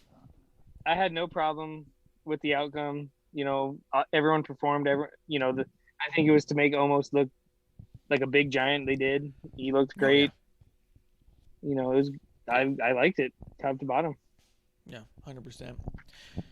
The other giant that night was Braun Strowman defeating Shane McMahon. This has gotten some flack, but I'm going to be honest with you, dude. When I watched this match, I thought this was perfect for what it was. They've done a couple storylines here and there about bullies because they do a lot of charity work with bullies. I know that Braun has been personally involved in some of that charity work with bullies, and he's talked about how, I mean, it was part of the story, but it's also part of his actual life. He was bullied as a kid for being so big. And that's one of the things people don't think about as well. They always think the big kid bullies the little kid, but sometimes smaller, big mouth kids bully the big kid for being so weirdly big, and the kid is so insecure about being different that it affects them. Oh, yeah. This was just a good, simple story for the kids in that regard that told that story that, you know what, when you bully, you'll get your comeuppance. I loved the spot where Braun rips the cage open to pull Shane back in. Yeah. I like that spot a lot, too. I almost wanted Braun just to put his head down and, like, bulldoze through the cage so he escaped first. And be like, all right, I won. And then Shane's like, look how stupid he is. He just ran through the fence. But, you know, I think a lot of people, wanted this is the end. Braun. Sorry. Yeah. I think a lot of people wanted Braun to do something that would knock Shane out of the cage, and so Shane would win, and Braun would be stupid for giving Shane the win. But I do think they did this the right way. I do. Yeah. No, I think it was, you know, I think it was cool. Shane tried to outsmart him by, you know, having Elias and what's his name, Riker, attack him beforehand. You know, I thought it was pretty good. I just wanted it to me, especially since the storyline was bullying so much. I wanted Shane to talk more. Shane, like, look here, stupid, talk more. Like during the match. Yeah. Like, hey, stupid, look at this. Hey, you're stupid, you know. Yeah. God, you're so big and stupid, you know. And him to, you know, especially when he was in there, when he first came in, you know, hurt after being attacked, you know. But it's what it is. And, you know, I had no complaints about it, really. I didn't. And I actually thought that Braun looked fantastic. He looked like a monster among men, which was great. Mm-hmm. I think that it actually added a human level to Braun in a way that works just fine. And I think it worked as a sore spot later, right? So on Raw we get the Braun Strowman and Drew McIntyre and Randy Orton triple threat. And leading into that, Drew starts trying to tell Braun that, you know, this isn't that. And Braun's like, are you trying to question whether or not I'm smart enough to understand this? He goes, you know how well that went last time? I thought that was great. Fantastic. Yeah. Way to utilize the idea of, like, Drew, if you start talking down to me, you're going to make me more mad. And that doesn't work well for you. You know what I mean? I loved it. Yeah. Yeah. I really everything about that though, except for the match. Yes, 100%. I really wanted in that altercation too where Drew's saying that, I wanted Braun to shove Drew into the wall behind him and stand there. Because, and I really wanted a thing where Braun, like, shoves Drew hits the wall, Drew, thinking he's a big badass, comes back to shove Braun, but Braun digs in his heels and doesn't move and says, don't try that again, and fucking walks off. Yeah. You know what I mean? I wanted him to bitch out Drew so bad. Yells in his face, quit calling me stupid. Yeah. Yeah, 100% I wanted that. But, you know, we got what we got, and, you know, Randy looked good. So, but that match was cool. I liked all the stuff that happened there. We did get Bad Bunny, Damian Priest. I'm just kind of running through it. But that match was also really good as far as what could be expected. I was going to say unexpectedly good. Yeah. Tell me what you thought about it. All I have to say about it is I thought Bad Bunny did a great job. I still think Pat McAfee's match was better, but I thought Bad Bunny did a fantastic job. I kind of wish he didn't use the Canadian Destroyer because I think it's such a shitty move at this point. But it was nice. But he did it well. But it shows that anyone can do the Canadian Destroyer. That's true. Maybe that kills it. Maybe that kills the move. To me, it was kind of like a little like, all right, you guys should stop doing that. You know, like that's what I got from it. I was like, oh, there's a dig. But yeah, I thought Bad Bunny. Going into this when he first came in, I'm like, here comes another celebrity doing their shit. They're just trying to sell an album or do whatever. Like, I will say, dude put in work. Like, Yep. He hit it Miz a couple times and it was clear, but he's not a professional.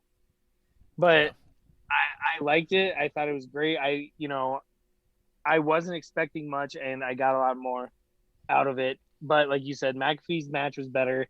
I don't like that they said, I forget which publication said it, that Bad Bunny set the bar that no other celebrity can, touch for appearances like this.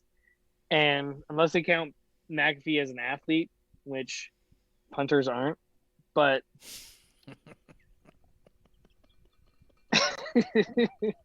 he's still a professional kicker. Yeah, that's true. But like he did, like I said, he did do extremely well. Speaking of Bad Bunny, he did fantastic. Real quick, did you watch the 24/7 on YouTube thing? 24? No, I have no idea what you're talking about. With the Old Spice, they came out with the Old Spice commercial, and they're like, to watch the next 24/7 match, it's on WWE YouTube, and I was like, come on now. Yeah, I was 100% stupid, had zero intention of watching that. Did you find it? Yeah. No, Oh I didn't even care to look at it. Yeah, I have no interest whatsoever of following Old Spice on YouTube to see what happens with a 24/7 title. But it wasn't even following Old Spice, it was following WWE on YouTube. Yeah, but it's Old Spice commercial on WWE. Yeah. Not doing that. Yeah. Don't give a shit. Not that much. I will say this. If Bad Bunny is in the same conversation as Ronda Rousey and Pat McAfee, as far as athletes, as far as celebrities making appearances and impressing people on their first night, because I'll tell you, Ronda Rousey, I think, counts on her first night, not after that. But the first night, yeah. She was a celebrity making an appearance. What are we going to see? So she had that the mixed tag. I count that match. So if Bad Bunny's in the same talks as Ronda Rousey and Pat McAfee as celebrities learning to wrestle, then that is nothing but kudos on Bad Bunny, because they have an athletic background he does not. Well, 100%. But I also look at the weird Snoop Dogg frog splash and say, okay. Well, yeah, and that should be talked about. I think Bad Bunny knocked Shaquille O'Neal and Snoop Dogg out of the park, so I can't argue that. I don't know. I like the Shaq spot just because I'm a Shaq tard. But Shaq wasn't bad. What's funny is Bad Bunny and Snoop Dogg were on the same Corona commercial, which I thought was hilarious. Yeah, they're friends. They go way back. I don't know about that, but I just think it was funny that they were both on the Corona commercial. I don't know why, but I just think it's funny. But, they need to make Bad Bunny in the WWE Champions game. Snoop Dogg's there. That's a fucking great point. Bad Bunny needs to be in the next video game. Do you think he's in 2K22? I do. He has I 100% to be, do. right? Dude, and I loved that commercial they did where Triple H is like, thank you for doing what on day we 2? do. Yeah. But this is for you doing what you do. Yeah. And he fucking hands him that case. He gets on fucking that. Here's the other thing. The entrance, first off, Miz and Morrison's entrance was absolute fucking garbage. And I was like, this is why I don't even like watching them on TV. Bad Bunny comes out. That was stupid. On what appears to be Becky Lynch's old truck, spray painted black. Bad Bunny rolls in on it on top of it like he's a fucking transformer or like he's Teen Wolf, just flying down on top of the truck like there wasn't enough room for him on the inside. What's his name? Lipwicki, the dude from Transformers. Yes. Lipwicki. He can't be the Transformer. Yeah, he can't be the Transformer. It's fine. I don't know the difference. I don't understand contracts. Yeah, exactly. So he's surfing down on this truck, and Bad Bunny at the end of the night too, he gets back on the top of the truck. He goes, "This is just where I drive." And he's sitting there, but he opens up the case and it's a fucking gnarly microphone with a skull on it. I cannot fucking wait for those pictures to start dropping of Bad Bunny performing on all these tour spots with that goddamn skull mic. I cannot fucking wait. But here's the other thing. I want to throw this out there because Meltzer's a piece of shit. Bro, we know that. You didn't have to throw it out there. It's out there already. Out there. Meltzer said coming into it, Becky Lynch is making her return. There's going to be a ding dong hello segment with Bayley. She's going to introduce her guest, and Becky Lynch is going to drive in on her truck and show up on that show. He said it definitively on his show. I love that what I know now is that Bayley was going to do a couple of segments talking, and that they were going to use a semi-truck for an entrance, and Meltzer goes, "Oh, I've got this. I'll leak it now," and made up all the fucking rest. Nice. I think for sure he found out that Bayley had a backstage segment or had a talking segment. And I think for sure he found out that there was a truck entrance and goes, "I know exactly what's happening. I'm a journalist. I can report this." And you're like, "You're such a piece of shit. You're a fucking idiot." I mean, how many times did Stone Cold come in on a truck? Or Zamboni. Yeah, that's what I mean, dude. It's just because Becky was the last one with that truck. That's all it was. I bet he heard, "Hey, we're painting a truck." And he goes, "Oh, that must be for Becky." Fucking idiot. Yeah. Goddamn idiot. That's what I'm saying. If you guys want... Yeah, stupid. That's why I can call myself a journalist, because I can make up shit too. I mean, at this point, I think we have called out more shit than Meltzer has in the past year. Go back and look at our record. Our record's Remember when pretty I called out Charlotte and you guys got pissed and Charlotte came out as Asuka's tag team partner? I know. I was so pissed because I was like trying to have fun with it, and you're all like, "No, don't try to enjoy this moment. Yeah. Don't do this to yourself." Yeah. Well, yeah, that brings us. Anyways. Yeah. Go ahead. No, Keep 100%. going. We're right more often than not. So here it comes. Here's the pinnacle of night one. The coup de grace. Bianca Belair, the coup de grace. Bianca Belair, the main event. Scheduled for one fall. Bianca Belair versus Sasha Banks for the WWE SmackDown's Women's Championship. This is a match that we have been semi-critical of on its build. We haven't been anticipating at all. And that we've been nervous about. You and I talked about it a couple of times. I believe it was episode 1. I think I brought it up also with Bishop on episode 1. I think I've mentioned it might have been it just on at other the episode campfire. ones. Might have been at the campfire. My concern for this match going in was by them announcing it was the main event, the way they did and when they did, it felt like it was put in the main event status strictly for the importance of it being in the main event. Them understanding, and Michael Cole making the call, this is the first time 2 black women will be in the main event of WrestleMania. That is an important feat. Absolutely socially important for a lot of people. Go ahead. And to me, it was more of a side note than anything. They didn't make it prevalent. You know, because I never thought about it until they were walking out. And I was like, oh, cool. But then it got me thinking, has there ever been 2, African Americans in the men's main event? And then I was like, no. That's a great point. I don't think so. I mean, we'll go back and look, but that could be the first time ever that 2 black people, regardless of gender, were in the main event of WrestleMania. That's very, very possible. Yeah, no, so it has to me. Well, to me, it has to be, because if you go back to main events, I was like, maybe if you include The Rock, but then who would The Rock face? Mark Henry, maybe, but I don't think so. Yeah, there was no Rock Henry. There was no Rock Booker T. I can't think of any other world champions or even in that conversation. So 100%. I think it's very, very possible it's the first time 2 black people, regardless of gender, were in the WrestleMania main event. I think it's very, very important.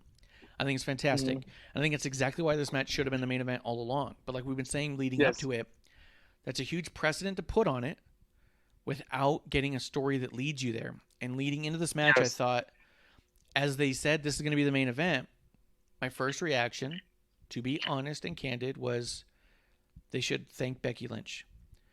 Because Becky Lynch set the precedent that women can main event WrestleMania by making her story so important that it would have been absolutely silly, and it would have been been almost an expose if WWE didn't make her the main event because her story had become so important to WWE.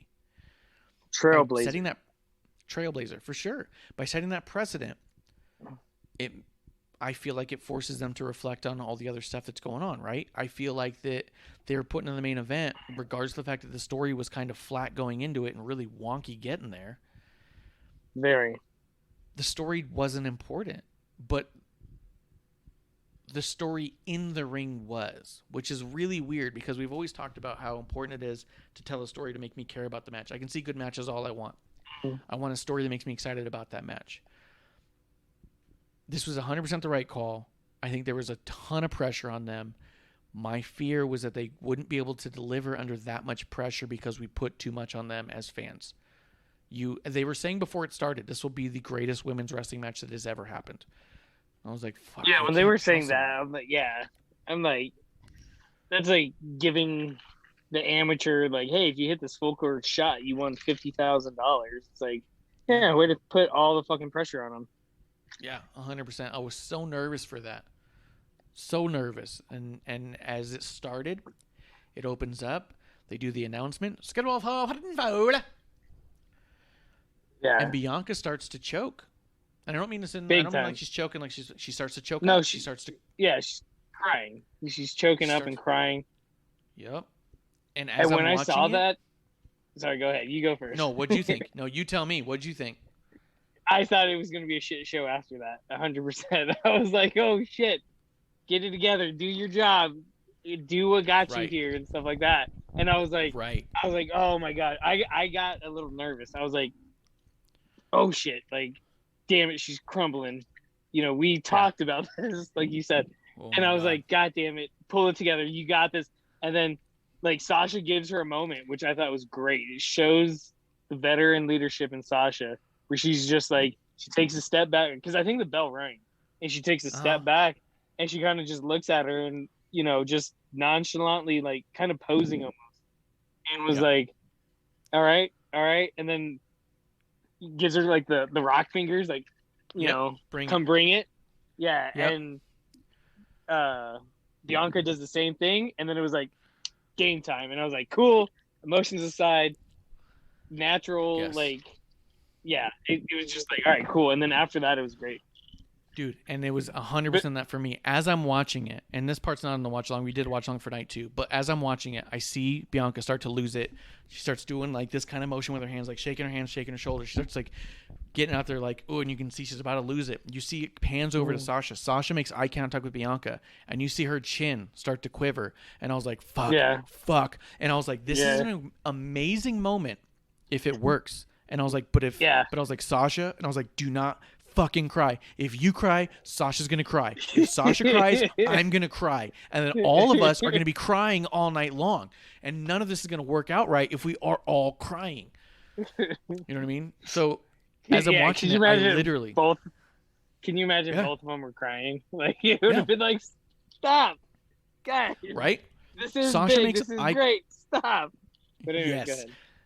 Sasha makes eye contact with Bianca, and then she looks away because she knows. She goes, if I see her cry, I'm going to cry. And it was one of those things where it's like, fuck, stop. And so as I'm watching, I'm all like, this is such a good moment. And then I start going like, fuck, pull it together. Get it together. Bianca, get your shit together. You got a fucking match to do, goddammit. Game face. Yeah. Let's go. I was so fucking scared that they were both going to just start bawling and then have a hard time seeing things and it could fall apart.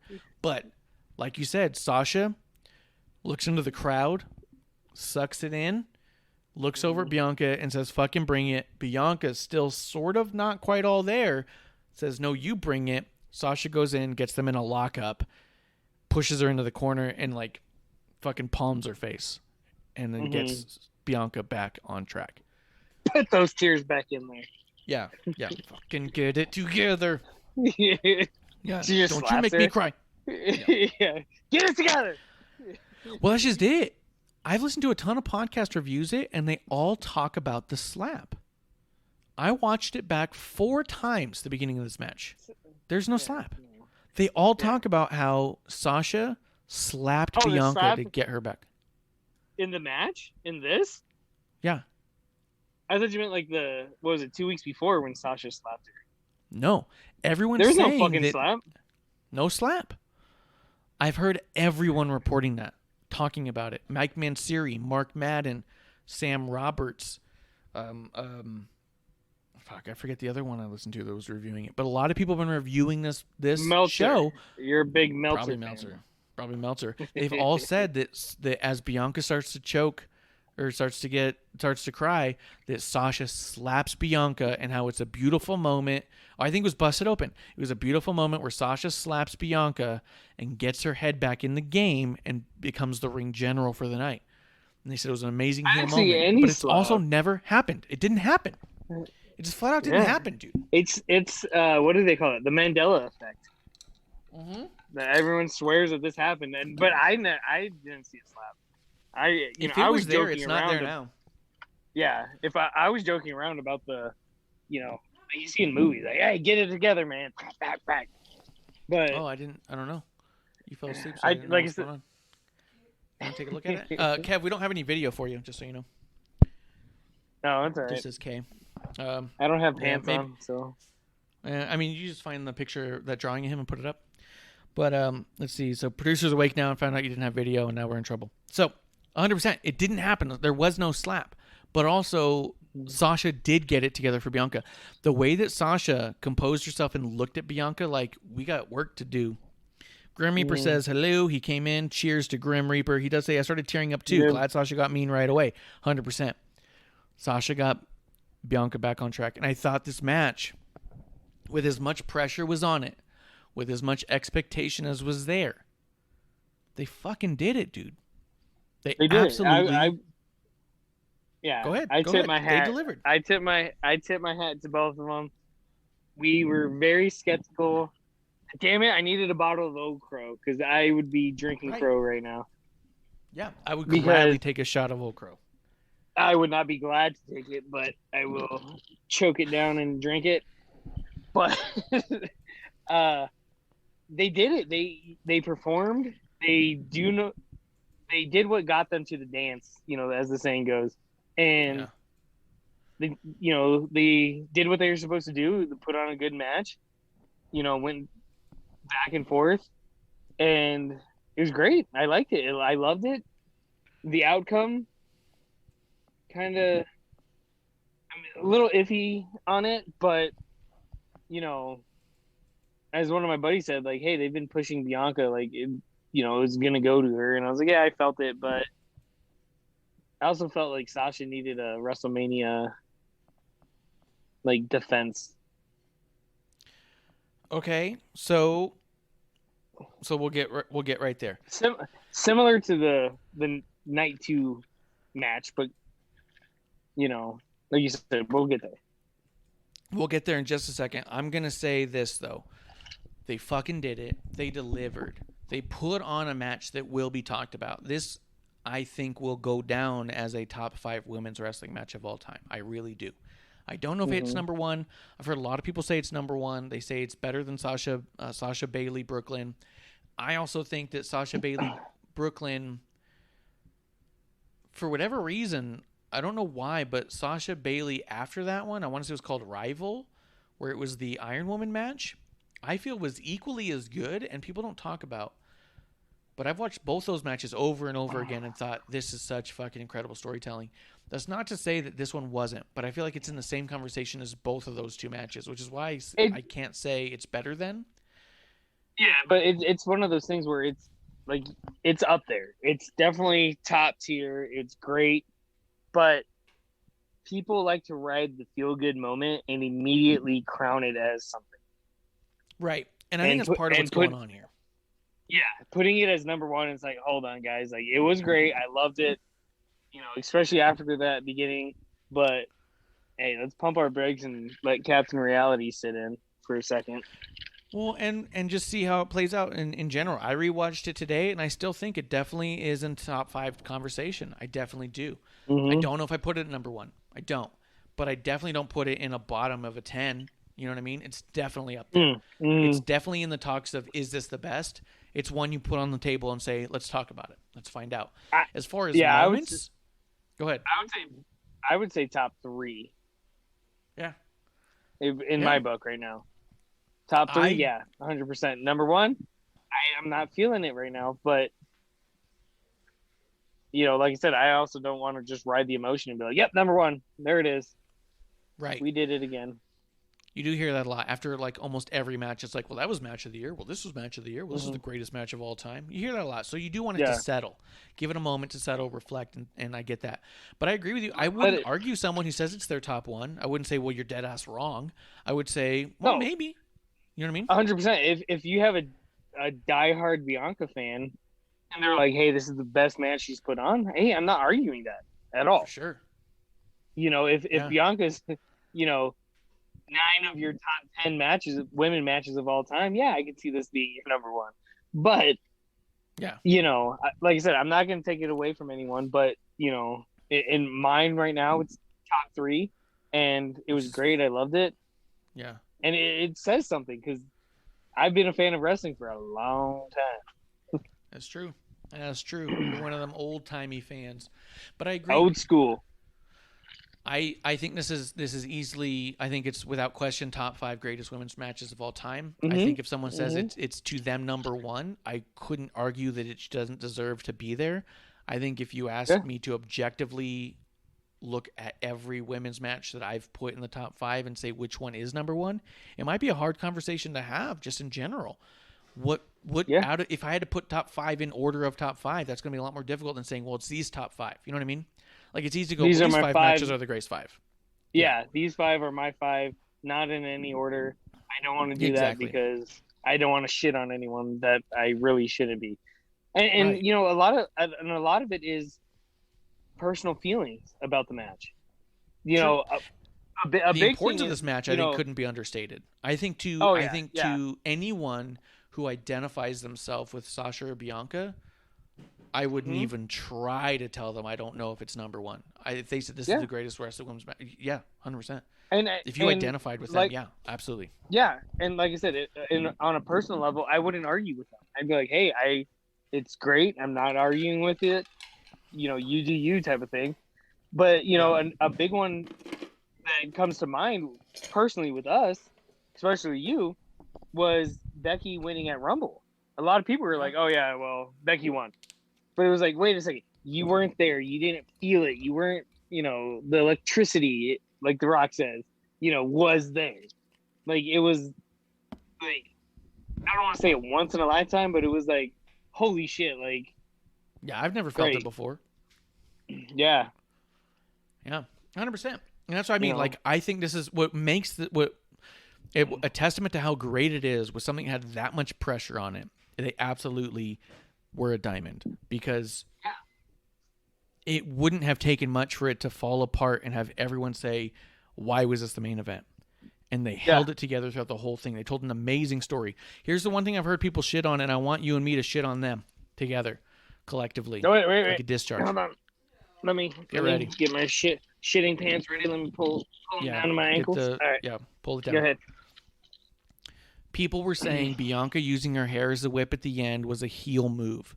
I think that is childish to see things that simplistically. If you say, wait, she used her hair as a whip, so therefore she is a heel, right? One time someone says a curse word doesn't make them a bad kid, right? One time they use their hair as a whip doesn't make them a fucking evil, mean villain, right? They didn't turn Sasha babyface and Bianca heel. Here's how I saw it. You tell me what you saw. I'm going to start real quick. Sasha was using Bianca's hair against her all night. Yes, 100%. Bianca was at a disadvantage. No, keep it coming, Ed McMahon. Bianca became at a disadvantage by her own hair because there were moments where Sasha was literally reaching out for Bianca's hair while they're both plaited on the mat. As soon as she grabs a handful of hair, rolls out, and starts trying to use her hair against her. The hair became a handicap against Bianca. This, to me, became a moment where you swat the dog in the nose and say, stop fucking jumping on me. You know what I mean? You will not use this against me one more time. Yeah, you rub their nose in it and say, quit pissing in the living room, and you smack them. Right. It gets to a point where it's all like, oh, don't do that. Nope. Don't do that. Don't do that. And then it gets to a point where you give him a whap. You give him one flat one on the nose, and you say, "You better not do it again." You know what I mean? It was a sternness. Go ahead. To me, this is coming from all the Drew supporters that don't know what a heel is. No, that's true too. Because, we've said it 100 times. Drew's a fucking heel. They don't want to admit it. Using, and we've actually talked about this, probably before any episode 1. It's like, wait a second, she uses her hair. That's a weapon. And we've talked about it. And it's like, cool. But at the same time, it's like, well, if anyone else smacked you with their hair, that it wouldn't be a weapon. So, yeah,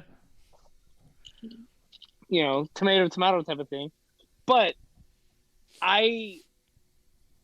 seeing Sasha and the way she kind of evolved through all this makes me think Sasha's the heel.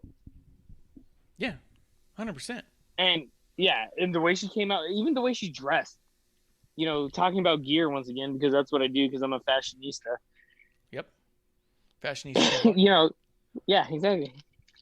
Reach me at glamour.com. I don't know. I couldn't think of anything. But anyways. At Glamour Kev. Yeah, exactly. But, like, seeing the way Sasha presented herself, she was the aggressor, the, rookie, this and that. And, for somebody to get pissed off at somebody used her hair, her own natural being, to hurt somebody or incapacitate somebody is different. Like, how, who was it? Daniel Bryan used a chair against Roman, right? Yeah. At Fastlane? He's not a heel. And that's a legitimate foreign object. I'm trying to think of other examples, and I can't think of anything that comes to mind where somebody uses a foreign object, Cody but Rhodes yet they're uses not a his heel. belt all the time. Yeah. I mean, that's his fucking weight belt. Yeah. Yeah. That's his ring gear, allegedly. But yeah, and like you said, the whole night, Sasha was using it against Bianca. And to me, once again, with storytelling and stuff like that, said, this girl did her homework. She found a weakness in this game plan, if you will. And it's like, hey, use this against her. And then, finally she grabbed it, slapped her, and stuff like that. And did you see that all the people that were complaining, like, oh, that was piped in. That bullwhip noise was piped in. It's not real. That's not true. And I'm like, first of all, I've heard it firsthand in a fucking live audience. Yeah. Second of all, that mark that left there isn't going to be just nothing. Yep. Like, I don't know how they make that noise or how she makes that noise. If there's an actual whip in her hair or whatever, especially to leave that mark. But the evidence is there for all these idiots that jump out and be like, oh, it was just special effect. No, Braun Strowman's fucking choo-choo train is a fucking special effect. Yeah. Bianca's hair, I've heard it live, and I was like, holy fuck. Yeah. When we heard it at TakeOver, I was like, whoa, Jesus. Yeah. That has to be illegal. Yeah, exactly. And we've talked about that, but, you were in the second row. I was fucking about 38,000 rows back, and I heard it. And it resonated with me. And I was like, holy shit, like, that was loud. Yeah. But, one of the guys I know who was there, actually, he said in the group chat, and he goes, dude, when Bianca's hair cracked, he goes, that thing echoed throughout the whole stadium. He goes, that was fucking loud. But I could imagine with 25,000 fans and a bunch of cardboard cutouts, you got the echo. Right. You know what I mean? You have it. When weird. it's natural like that, yeah. It's like, holy shit. A couple other things about that hair whip, too, is she did it immediately after a tug of war of her own fucking hair. Yeah. I mean, imagine watching someone trying to tie your shoelaces together. Are you, because you're a good guy, just going to watch them tie your shoelaces together and then walk away with it? Or are you going to start kicking at them at some point and say, get the fuck off my feet? You know what I mean? Yeah. Like, just from a basic, simplistic human standpoint, right? I'm literally watching you tie my shoes together. I'm probably just going to kick you because you're by my feet. They were in a literal tug of war of her own hair. Also, we've seen Bianca do it in NXT when she was a heel all the time. I get that she wasn't doing it as a baby face, but that's not because she doesn't remember how to do it or that the act of doing it makes you evil. She was using it very she was using it graciously before, where this time, are we meant to believe she's so stupid she doesn't know that her hair can also be a weapon? No. Yeah. Naomi's not gonna do the feel the glow. Yeah, like Naomi's not going to feel the glow. She's not going to fucking bump you. They were in a literal tug of war over her hair for the fucking 7th time tonight, and she snapped Sasha saying, let fucking go. You will not touch my hair again. You're done with this. You know what I mean? Like, fuck, what else do you need? That was a swap back. It wasn't a whole fucking shift. Exactly. And to me, it's, you know, a lot of people talk about protective moves in wrestling. Yeah. You know, certain people have protective moves. Is this a protective move? Maybe. But at the same time, maybe. You know, she used it. She did it. Like, this was, you know, because to me, this was, because, you know, like I said, when Bianca was in NXT, we talked about her and it was like, holy shit, this girl's great. You know, this hair thing's kind of weird. She uses it a lot. It's a heel move. Cool. But the whole time, she never used it in WWE. And to me, this was almost an introduction to it. Yes. You know what I mean? Like, like a move for the first time. Yeah, exactly. And it was like, oh, you know, a lot of people probably were like, holy shit, what the fuck? You know, so maybe they were caught off guard, and that's why they're calling it a heel move. But, you know, I have no problem with it. I'm okay with it. None. Once again, what gets you to the dance, as they say, you know? Yes. And she used it throughout NXT, so she finally uses it, catches Sasha off guard, and leaves this fucking huge-ass welt that is piped in audio, allegedly. Yeah, my ass. I'm okay Here's with the thing. it. Yeah. Here's the thing is that Sasha Banks, the story that was going through the whole thing, if you watch it move for move, Sasha Banks was taking advantage of when Bianca was getting too flashy. Bianca was taking advantage of Sasha when she was getting too comfortable. So Bianca would have to use her strength to slow down Sasha when she was getting too confident, and Sasha would have to counter Bianca's stuff when she was getting too flashy. Her long fucking 8-foot long ponytail is fucking flashy. So Sasha kept trying to use it against her because Sasha doesn't care about using yourself against you. The other thing that was kind of cool about that hair whip, there's pictures online if you go back and look. Bianca slaps coming around the side on Sasha's left side. Bianca comes around the left side. The welt is on Sasha's right side. Right side? Wrapped literally around width her. and... Yeah. Wrapped around her and slashed up the side of her. Whole fucking length of her midsection. Fucking gnarly. Yeah.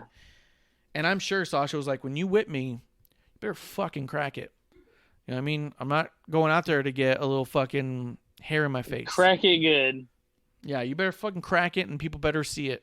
They better see it from the back row. And Bianca, Yeah. And Bianca stood up and I heard her. She said, hashtag nailed it. Yeah, hashtag nailed it. Nailed it. Nailed it. Yeah, absolutely. But bottom line, there was so much pressure on these women. There was and they delivered. There were so many eyes on them. There were such high expectations. And yet, despite a shitty story walking into it, they fucking delivered and they brought the whole story. Here's the thing. Sam Roberts on his podcast was saying that he believes that they could be the next Rock Austin as far as women go, as far as a multi-year storyline going with like a tried and true gritty veteran type and a flashy rookie top of the mountain type. And I 100% see that. And when I think about it, if I span out a little bit on my scope, the idea of this being the beginning of the story actually makes the story really, really good. Because we thought it was kind of a shitty story going into it. But if you think about it as the first chapter, you have a tried and true, I mean, I want to say veteran in Sasha. She is a proven commodity. That's what it is. The proven commodity of Sasha. and you have this hot new flavor of Bianca. Sasha and Bianca get together because Sasha sees something in herself in Bianca and thinks she can help her. Bianca's head is too big for herself, and she won't fall in line. So Sasha starts trying to humble her, calling her a rookie and trying to prove her wrong. However, she doesn't realize how good this rookie really truly is. This rookie really could be the second coming, you know? So that's how Bianca gets the one over on Sasha, takes the belt. And now you can get into a whole storyline about Sasha trying to bring Bianca back down and Bianca's head getting too full of herself. You know what I mean? I think if this is chapter 1, this could be beautiful moving forward. Yeah, and they can go back and forth, and I can see that, and I'm okay with it. Mm-hmm. But then I also see, well, like you said, Bianca or Sasha is not a true veteran. Like, hey, I've been to the mountaintop. I've paid my dues, this and that. Like, don't get me wrong, she's paid every due and stuff like that. But they always make Sasha's character look so weak in everything. Yeah. I was a little bummed by some of the strength moves that Bianca was doing was really making Sasha look kind of dumb because she was just like hanging out for it, you know. And I was like, come on. Yeah. But there's a couple of those on rewatch. Moments that, yeah. On rewatch, it's not as bad as it felt in the moment. I'll tell you that. Yeah, and this is why, once again, I'm not saying, hey, this is number 1. This is top 3 to me because, yes, it was a great match and stuff like that. But I also think it's the expectation of 2 minutes before the match started, Bianca's bawling, and it's like, oh, shit. Yeah. It's happening. We called it. Oh, God. I don't want to be right on this. Fuck. You know, get it together. And then all of a sudden it was just like, all right, go. And it's like, oh, shit, cool. Yeah. But, yeah. Hey, like I said, next Tuesday I'll buy a bottle of Old Crow and drink my crow to them and cheers my hat. 100%. Nothing but adulation for them because they absolutely delivered in a situation that we were really nervous for them for. And that's what makes them the main event. The fact that in that situation, they still delivered. And in a bubble, let's say that the whole story goes to shit after this. In a bubble, if you watch WrestleMania and you see that video package in that match, fuck, what else do you need to know? You don't need to rewatch the build. You know what I mean? Yeah, that video package they put together was fantastic. Mm-hmm. Well, Kev, let's talk about night 2. I don't think we'll be breaking down each match the same way. Night 1 to me was the highlight of the weekend. I felt like every single moment. Night 1. Night Deuce. No, I'm saying, we're on to Night Deuce. Yeah, we're moving on to the Deuce. Number 2. Night 1 to me was such a highlight. Everything felt good. Everything was so good. It really delivered on a level where you go, this is fucking WrestleMania. Night 2 comes along and says, but we do what we want. Yeah. You be damned. We're going to do whatever we want. Night 1, match that. Match that? What do you mean? You mean follow that? Yeah. Night 1 was kind of like, follow that, motherfuckers. And then night 2 was all like, But do we have to, though? So I'm just here to collect a paycheck. Yeah, right? Night 2 was here to collect the check. So it did open up with Randy Orton and The Fiend. And to me, all of that was fantastic. What did you think about Orton and Fiend? It's once again one of those, hello.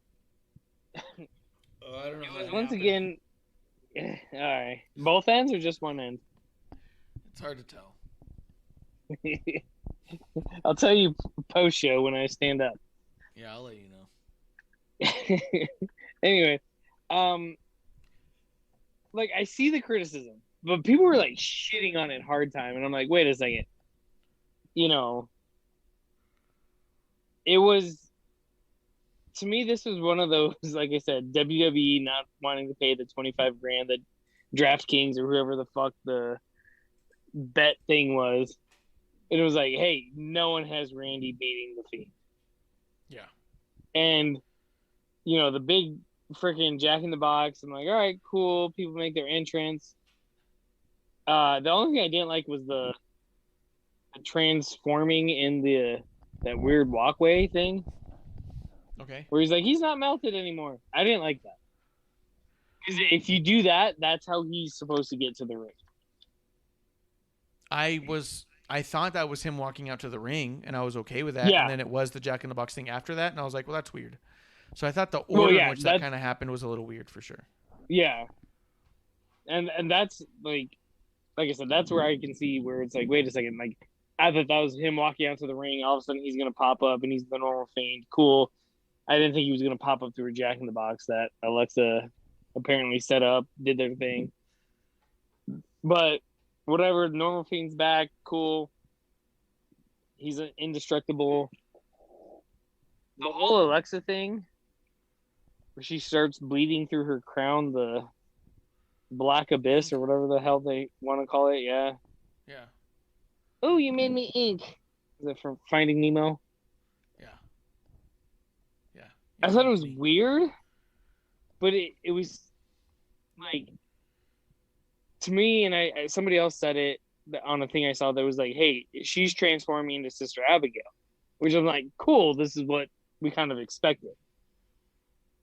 You know, for it to, the only thing I didn't like is that the Fiend was distracted by it, which he should be. Randy Orton hits the RKO, pins the Fiend, 1, 2, 3, match over. I wanted Fiend to, and you know, I don't know if the cameras caught it or if it even happened, but I wanted the Fiend to immediately pop up and just be like, I don't care, I lost, what's going on here? And I think that might have driven the point home that they were trying to get to. Do you think it was lost translation? Because that's what I felt did happen. Like, I felt, so for one, I thought that, yeah, the Fiend walking all burnt up and basically burning through his skin like a snake might do and transforming into, like you said, the old Fiend, but still a new version of the Fiend. If you look at the mask, it's a much cleaner lined mask. Like, the kind of perceived scars and stretching of the original mask is a little more tightened up in this one. It's a little bit cleaner, a little more evil looking. It was a cleaner I didn't version. notice that. Yeah, and his vest was different too. What? It was a little bit closer to the V for Vendetta mask, but not quite.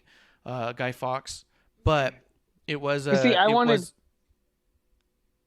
you know, if they were going for, hey, the original Fiend is back, I wanted more like a Phoenix Rising type of thing. Rising from the ashes, here I am. And instead, they just did like a little walkway, and it was like, and I think that's what they were going rose. for. He literally rose out of the Jack in the Box. But it wasn't after being set on fire. Yeah, like but he that shed a wasn't whole the same. skin. It's exactly like, what you said you wanted. It is exactly what you wanted. It did it. But it's not. But it's not. Like if Alexa would have like taken an urn and almost dumped the ashes in the Jack in the Box and then redid it and he popped out, it would have been like, all right, cool. Yeah, but they're in front of a live audience. You can't just cut the camera like that. So he did burn himself through the ashes, and he did have a whole. Yes, you would. If you want a pile of ashes to turn into a human being, you're doing a camera cut, motherfucker. No, all you do is you have the Jack in the Box open, you pour the fucking ashes in there, and then twist the fucking handle, and it pops up, and there's the Fiend. That's what happened. But he went through that weird walkway. Because he burned off the old flesh into new. But he didn't burn anything. You saw fire. You didn't watch it? If you watch at the beginning of the walkway, he's in the fucking zombie shit. As he's walking, it just starts to go up in flames and falls off of him, and he's in this kind of new old Fiend gimmick. See, to me, it looked like just weird lighting. I didn't see fire. I'll have to rewatch it. I thought it was just the weird lighing, like strobes, like he's new. No. It's like fire. It burns off of him. The way he sheds it, like, is a burn, and so it definitely became like a second coming sort of a deal. And it was a cleaner mask. It was a different kind of vest. But yeah, the whole thing with pants. Either way, I hate the those circus pants. Yeah, I hate them. It goes in with the clown gimmick. But the whole thing with Alexa, I didn't get the impression she was turning into Sister Abigail necessarily. Like, there was part of me that thought Sister Abigail, but there was a bigger part of me that thought she's the Fiend the whole time. No, not at all. So I'll finish my sentence this time. There's a part of me that thought, not this time. I'm jumping ahead. The next time. No. Right. Yeah, no. Next episode 1. So, anyways, the next. One? I'm just Finish kidding. Yeah, no, so, go ahead. there was a bigger part of me that thought it wasn't that she was turning Sister Abigail, it was that she was literally sacrificing her life force, as it were, to fuel the Fiend. And by the Fiend utilizing as much power as he was, it was actively draining hers. And so that's why I thought caught Fiend off guard, was he had to look in the idea of, am I causing her destruction? And in that moment, he wouldn't care if he lost the match, because it's already been established Fiend doesn't care about wins and losses. The whole thing in Crown Jewel where he loses the Universal title, the fact he lost the Universal title, fucking, what was it, Hell in a Cell or some shit, all the losses he's had where he's lost the title, people getting mad about, saying they booked him wrong. No, the character Fiend doesn't give a shit about having the title. He likes to get the title to get the thing he wants from the other side. The title doesn't mean as much to him as the people chasing the title. So he's already established he doesn't care about wins and losses. He doesn't care if he wins a match or not. He was in a match where he wanted to beat up Randy, but once he thought that his actions, his drawing of power was immediately associated with her draining her own life force, is when he took a pause. I was like, what the fuck's going on? Randy Orton did an RKO, which probably stunned Fiend for a second, because it's already been established the RKO can knock him down. Usually doesn't keep him down. But once he was down and came up, he was kind of like, I don't give a shit. Let this match be over. I've got bigger fish to fry. I've got to figure out what's going on with Alexa. So he does pop up right after, but maybe that was lost in the camera cut. But I saw him standing seconds later, staring at Alexa, and they're doing their thing, and then it just kind of disappears and they're both gone. And then everyone booed. And everyone was freaking out. Here's the other deal, is I feel that like wrestling fans hate being wrong and hate not knowing everything at this point. They can't 100%. enjoy the mystique of some things. You know what I mean? Yeah, 100%. I agree with that. But at the same time, we already covered it that Florida's stupid and they don't know what's going on because they can't count. That's true. Florida's a bunch of idiots. But Yep. the whole thing being like, you can't accept that this story hasn't been fucking A to B the whole time. Have you not been watching The Fiend to begin with? Like, I think the whole thing The Fiend and Alexa are doing is incredible. That if it ends on a bit of a question mark, people are like, well, I don't get it, so it's stupid. No, you don't get it because you didn't get the answer yet. You know what I mean? Well, see, and one of the things that I didn't realize until Raw was Alexa's little headdress from a previous Mania. Yes. Yeah, it was like a different version of that headdress from her previous Mania. But I did also feel, let's talk about Raw a little bit, Alexa and Bray both cut segments that really separated their two characters. Alexa saying that she realized that she could utilize the darkness however she want, and effectively did that on purpose. She doesn't need him. Fiend, and she doesn't need him. Yeah. Fast forward to Firefly Funhouse, and Bray says Alexa's a little bitch, and she's not coming around here anymore. And you're like, oh, okay. Makes me wonder if they're splitting them up on brands. Well, I was just thinking that we got Bray versus Alexa at Payback. That would be insane. That would be insane. Especially because, from what I gather, Mania is the only one in front of live fans. Everything else is going to be Thunderdome, right? That's what it looks like. So you can have some weird Fiend versus Alexa thing, and then that's the other thing that I've been wanting to talk about, because the brand split's got to happen soon, right? It's normally not like the shakeup. Yeah, the draft. Some sort of draft or shakeup or something has to happen real soon. Yeah, because it's normally not the Monday after, but I always thought it was the Monday after maybe, like the second Monday. It was usually really close to Payback because, or not Payback, but Backlash, because there were times where like a couple years back they finished up the loose ends of shit. Right. And there was even one where it was like Kevin Owens versus Jericho, where the winner went to SmackDown and the loser would go to Raw or whatever. Like, that's where they really define, like, because there's a lot of title matches typically on that, and a lot of times it'll be like, we draft the world championship, and so it's like, do you get Drew or do you get Bobby? Like, I don't know. We'll find out at fucking Backlash. You know what I mean? Yeah. With the number one spot, SmackDown drafts the Universal title. Yeah, 100%. And then, It's but so weird. We've seen them do that shit. So we'll see how it goes. But I mean, I guess that's possible. But I do think that it's possible they split them up at this point. You can have Alexa run the women's division the way Bray's been running the men's division. Do you think we get a Alexa Fiend named Lily where it's in a creepy mask and shit? Maybe. Was that not 100 Team? What was that stupid shit? Team America puppets versus puppets.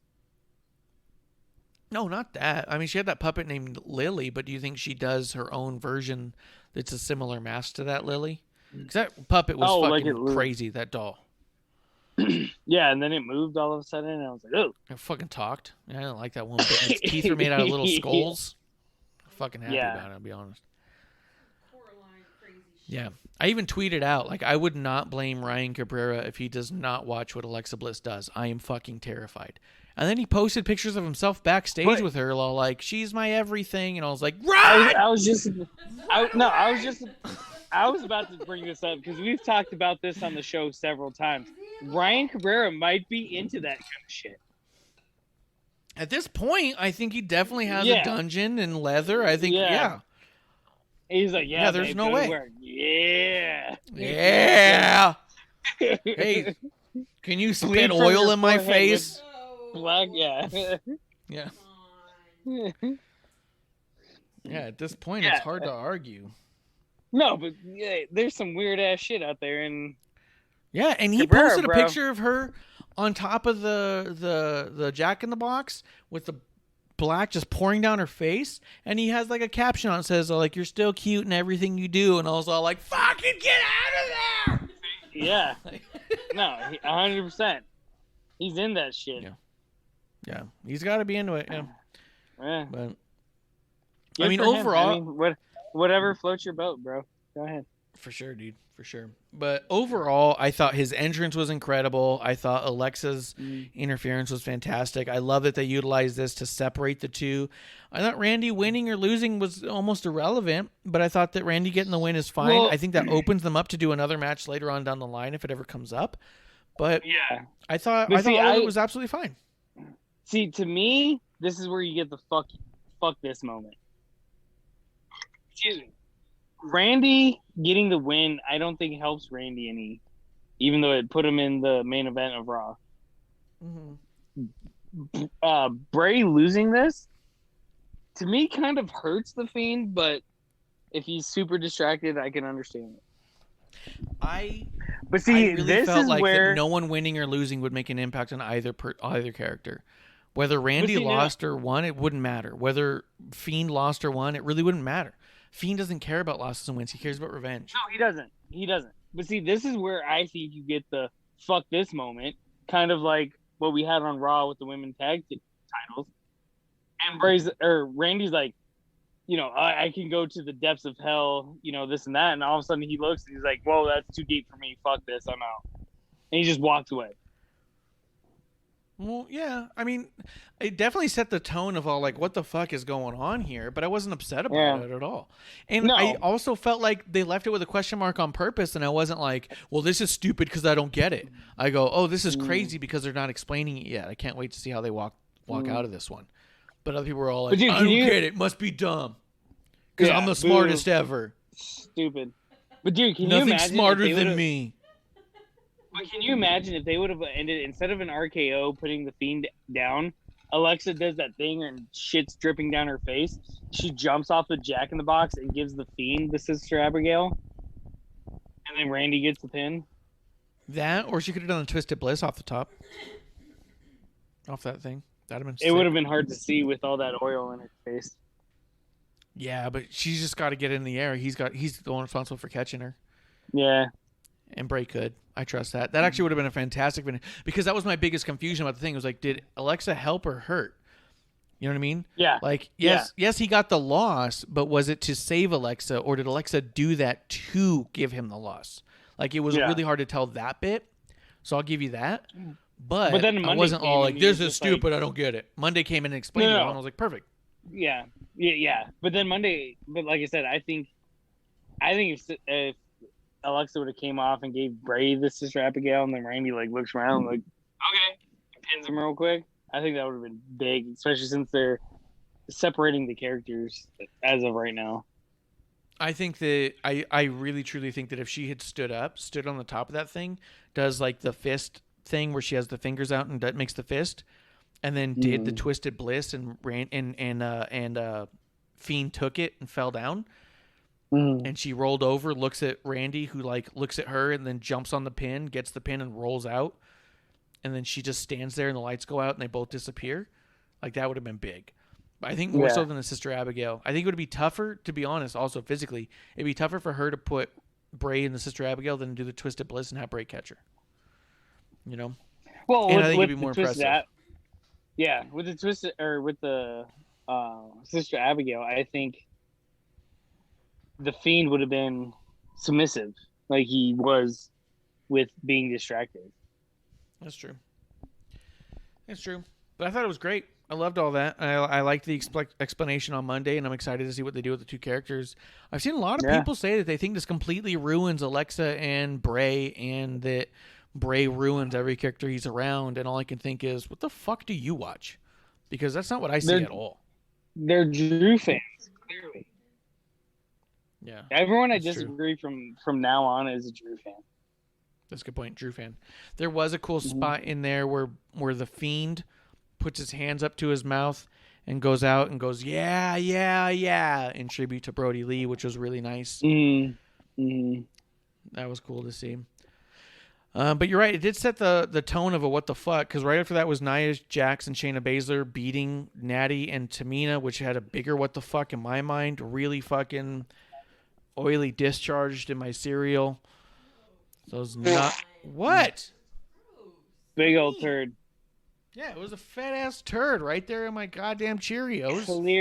Clearly, Nia shat on his Wheaties. Yeah.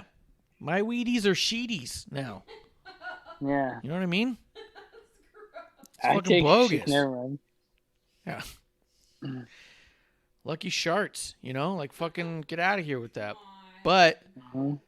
So that happened. We talked about all that at length earlier, though. Bullshit really put me in a sour mood. Right after that match was Sami Zayn versus Kevin Owens with Logan Paul ringside. I rewatched it today. It is just a solid match. Again, this is a match that didn't go, I don't even think, 10 full minutes. But it was just a solid match. It was good. It wasn't a fight forever match. It was just a good match.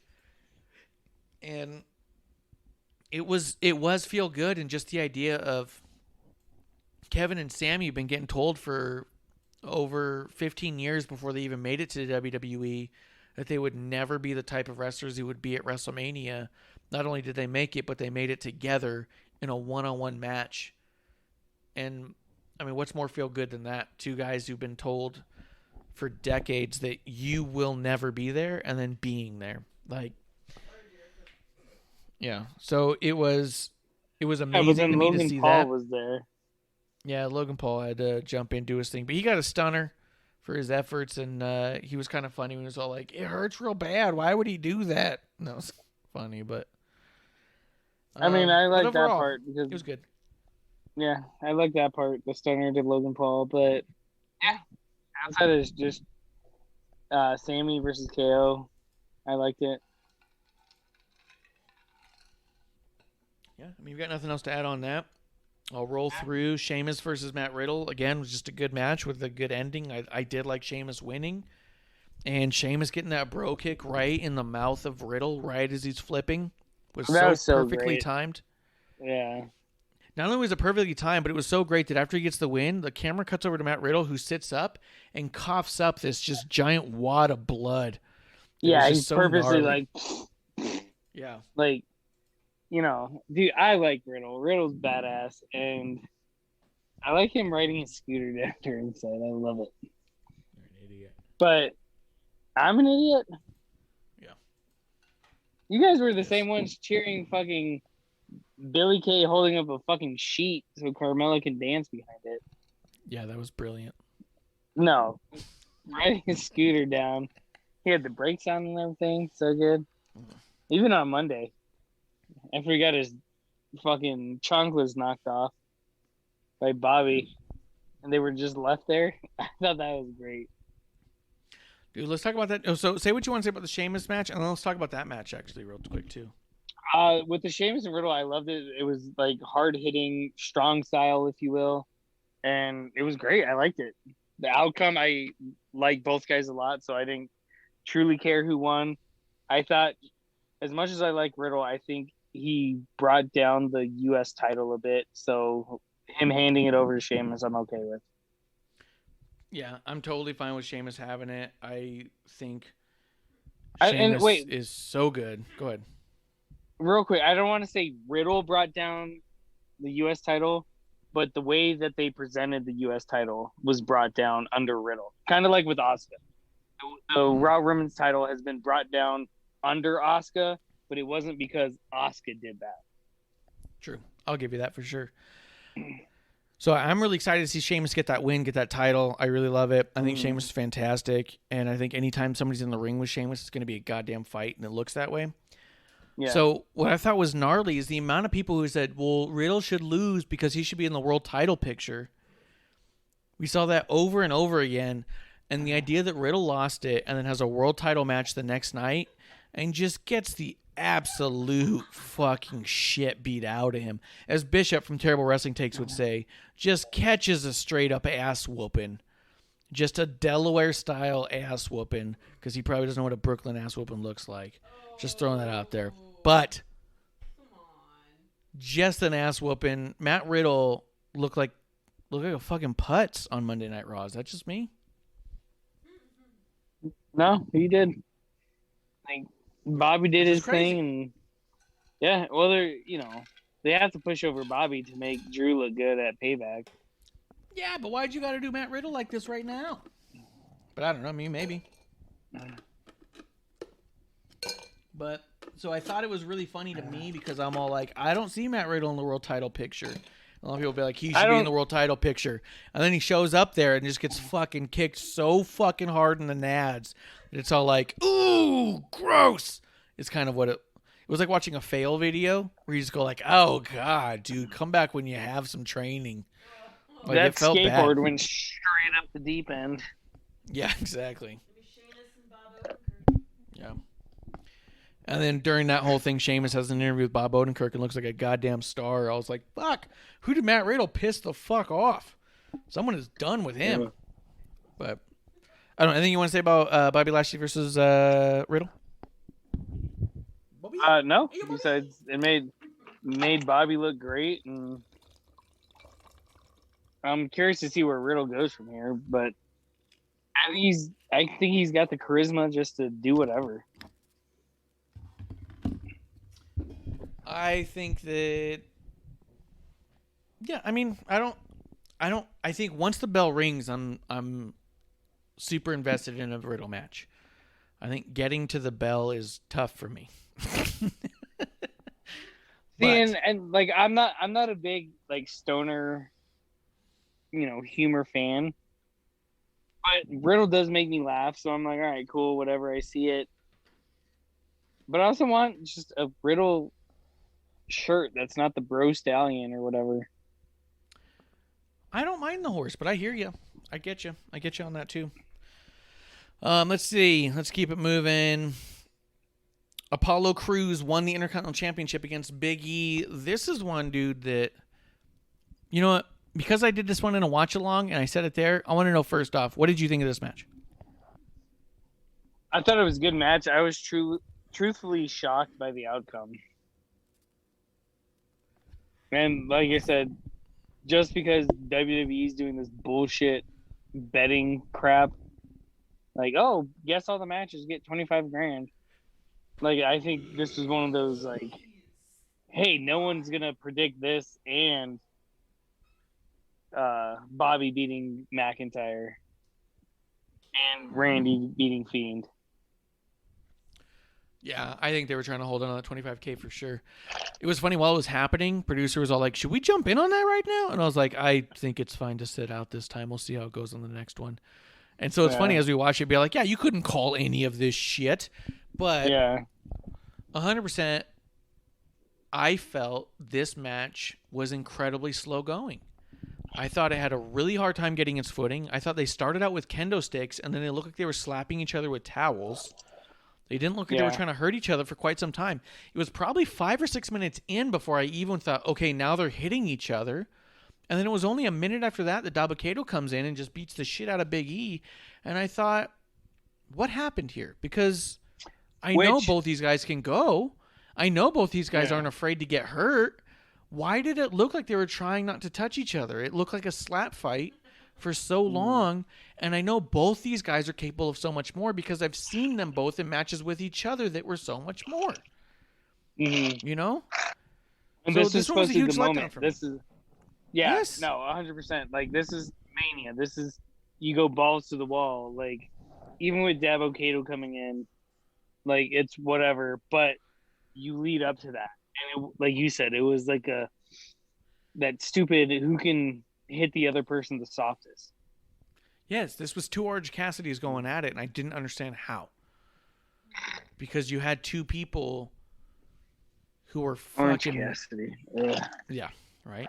But you had two people in there who were fucking absolute beasts, and this looked like a slap fight, and I didn't get it, and I was like really disappointed and upset for a good chunk of this match. I was like, why won't they hit each other? Yes. And it was just weird. It was like you said, this is the one time you go out there and break your arm on someone's face. Yeah. But so this one was a huge disappointment for me, and I'm really bummed out by that because I fucking love both these guys so much. I put them over all the time, as much as I can. I think Big E and Apollo are fucking incredible. I've been saying for weeks I want Dabba-Kato to come back. I thought he was going to come back in the Braun Strowman match. I thought it was going to be Shane's fucking ticket. Go ahead. That's what I was going to say is that, hey, Meltzer, we called Dabba-Kato coming back. Mm-hmm. It was a far gone conclusion to us. Yeah. You didn't have this shit. We got the match wrong, but he's back. Yeah, we got the night right, the match wrong. That's no big deal. Yeah, exactly. Like, hey, you got your fucking tour bus or semi. He's coming. Yeah, 100%. But yeah, it was. This one was a big disappointment to me, and I feel bad about that because I love everyone involved so much. Yeah. So this was another one where after, you get this right. So Natty loses, you get Kevin Owens winning, and you just think, well, I'm just happy everyone had fun because that was a tough one. Kevin Owens versus Sami Zayn was a tough one to really start cheering someone hard because you're so appreciative of both people in there getting there, right?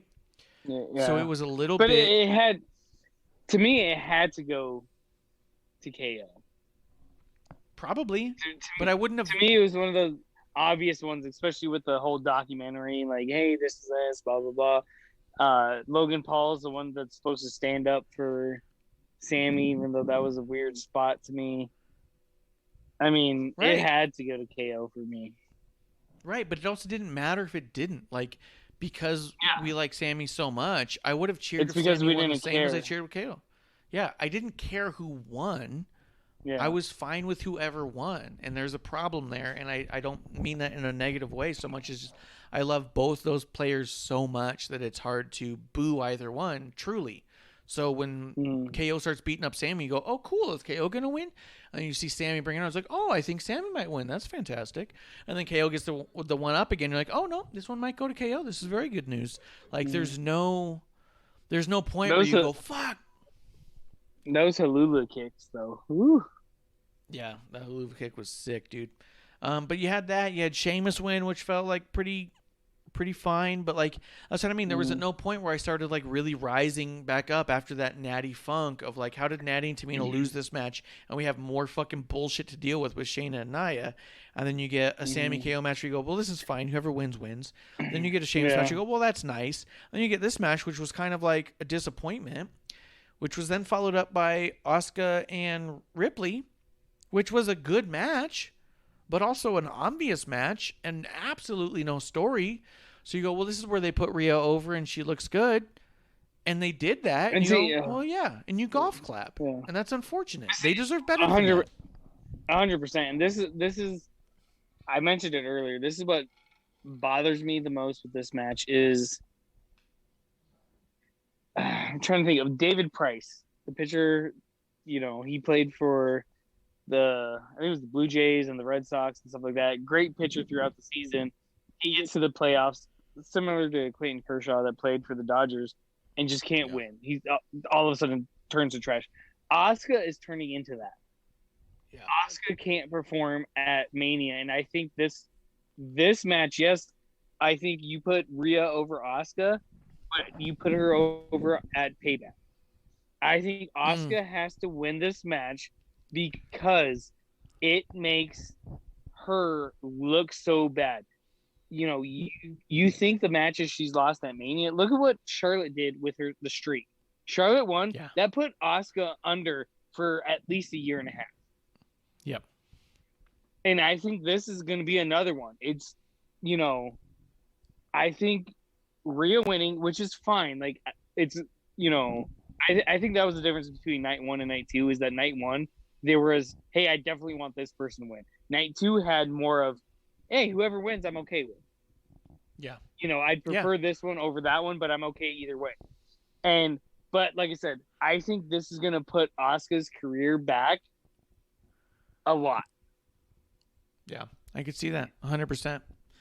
I think that was the big concern too. Is like, well, clearly they're going to put Rhea over, and that's a bummer for Asuka. Is really what it felt like. So when Rhea wins again, it was a golf clap because you go, okay, that's nice for Rhea. Yeah. She finally got her win back.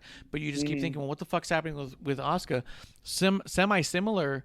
Sasha Banks is now officially 0-6, and I've started seeing people post up streak memes where it's Sasha on Undertaker's head, and it says, or Sasha's head on Undertaker's body, and it says the streak, and it says 0-6, and like, yeah, I mean, Yeah, there's a no, certain point where I you start thinking like, yeah, they can't do it. They can't win the big one. They can't, you know. But to me, with Sasha being 0-6, I'm definitely not okay with it. But it doesn't feel as big to me as Asuka being 0-3 in her last 3. I think she's only been to 3, right? yeah, But those wins have also set her back a year and a half, or those losses rather have set her back a year and a half. I think this one's going to be the same thing, and it sucks because I mentioned it before with Riddle and the U.S. title. Asuka being the Raw Women's title or Raw Women's champion, like, did nothing for Asuka, and her being the champion was like such a back burner on so many storylines, where it's like, well, she's a boring champion. That's not Asuka's fault. That's the storylines that they kept putting her in. And yes, excuse me, I think, like I said, I think this is going to push her back big time. yeah, I agree. I think so. I think Asuka's going to be pretty well forgotten for quite some time, to be quite honest. I really felt like Becky coming back and trying to face Asuka could have been a big deal, but I think we're just going to forget about Asuka for quite some time. Yeah, it's not taking anything away from Asuka, and I think it's doing her an injustice because she's a phenomenal talent. But I think this is one of those stepping stones where she went back 5 steps instead of going back 1. Yeah, I agree. I think that it was I mean, in that sense, it was a bummer because you're just like, well, fuck. I mean, it's just too well plotted. I mean, it's also We'll get to the rest of the Raw Women's title here in a minute, but yeah, it was good for Rhea to win. I'm happy she won. She finally got that win at Mania after the whole Charlotte thing, but I don't think it helps Asuka one bit. I think you're gonna have an Asuka fucking uphill battle yet again. This will be like her 4th time getting herself back up. That does bring us to the main event of night 2. Man, Roman, Edge, and Daniel Bryan just did a fucking phenomenal job. I don't have any complaints about this match.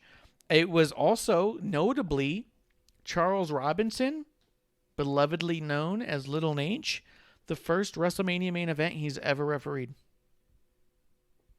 Which is fucking insane. Absolutely insane. The dude's been in the business since 92 or 93.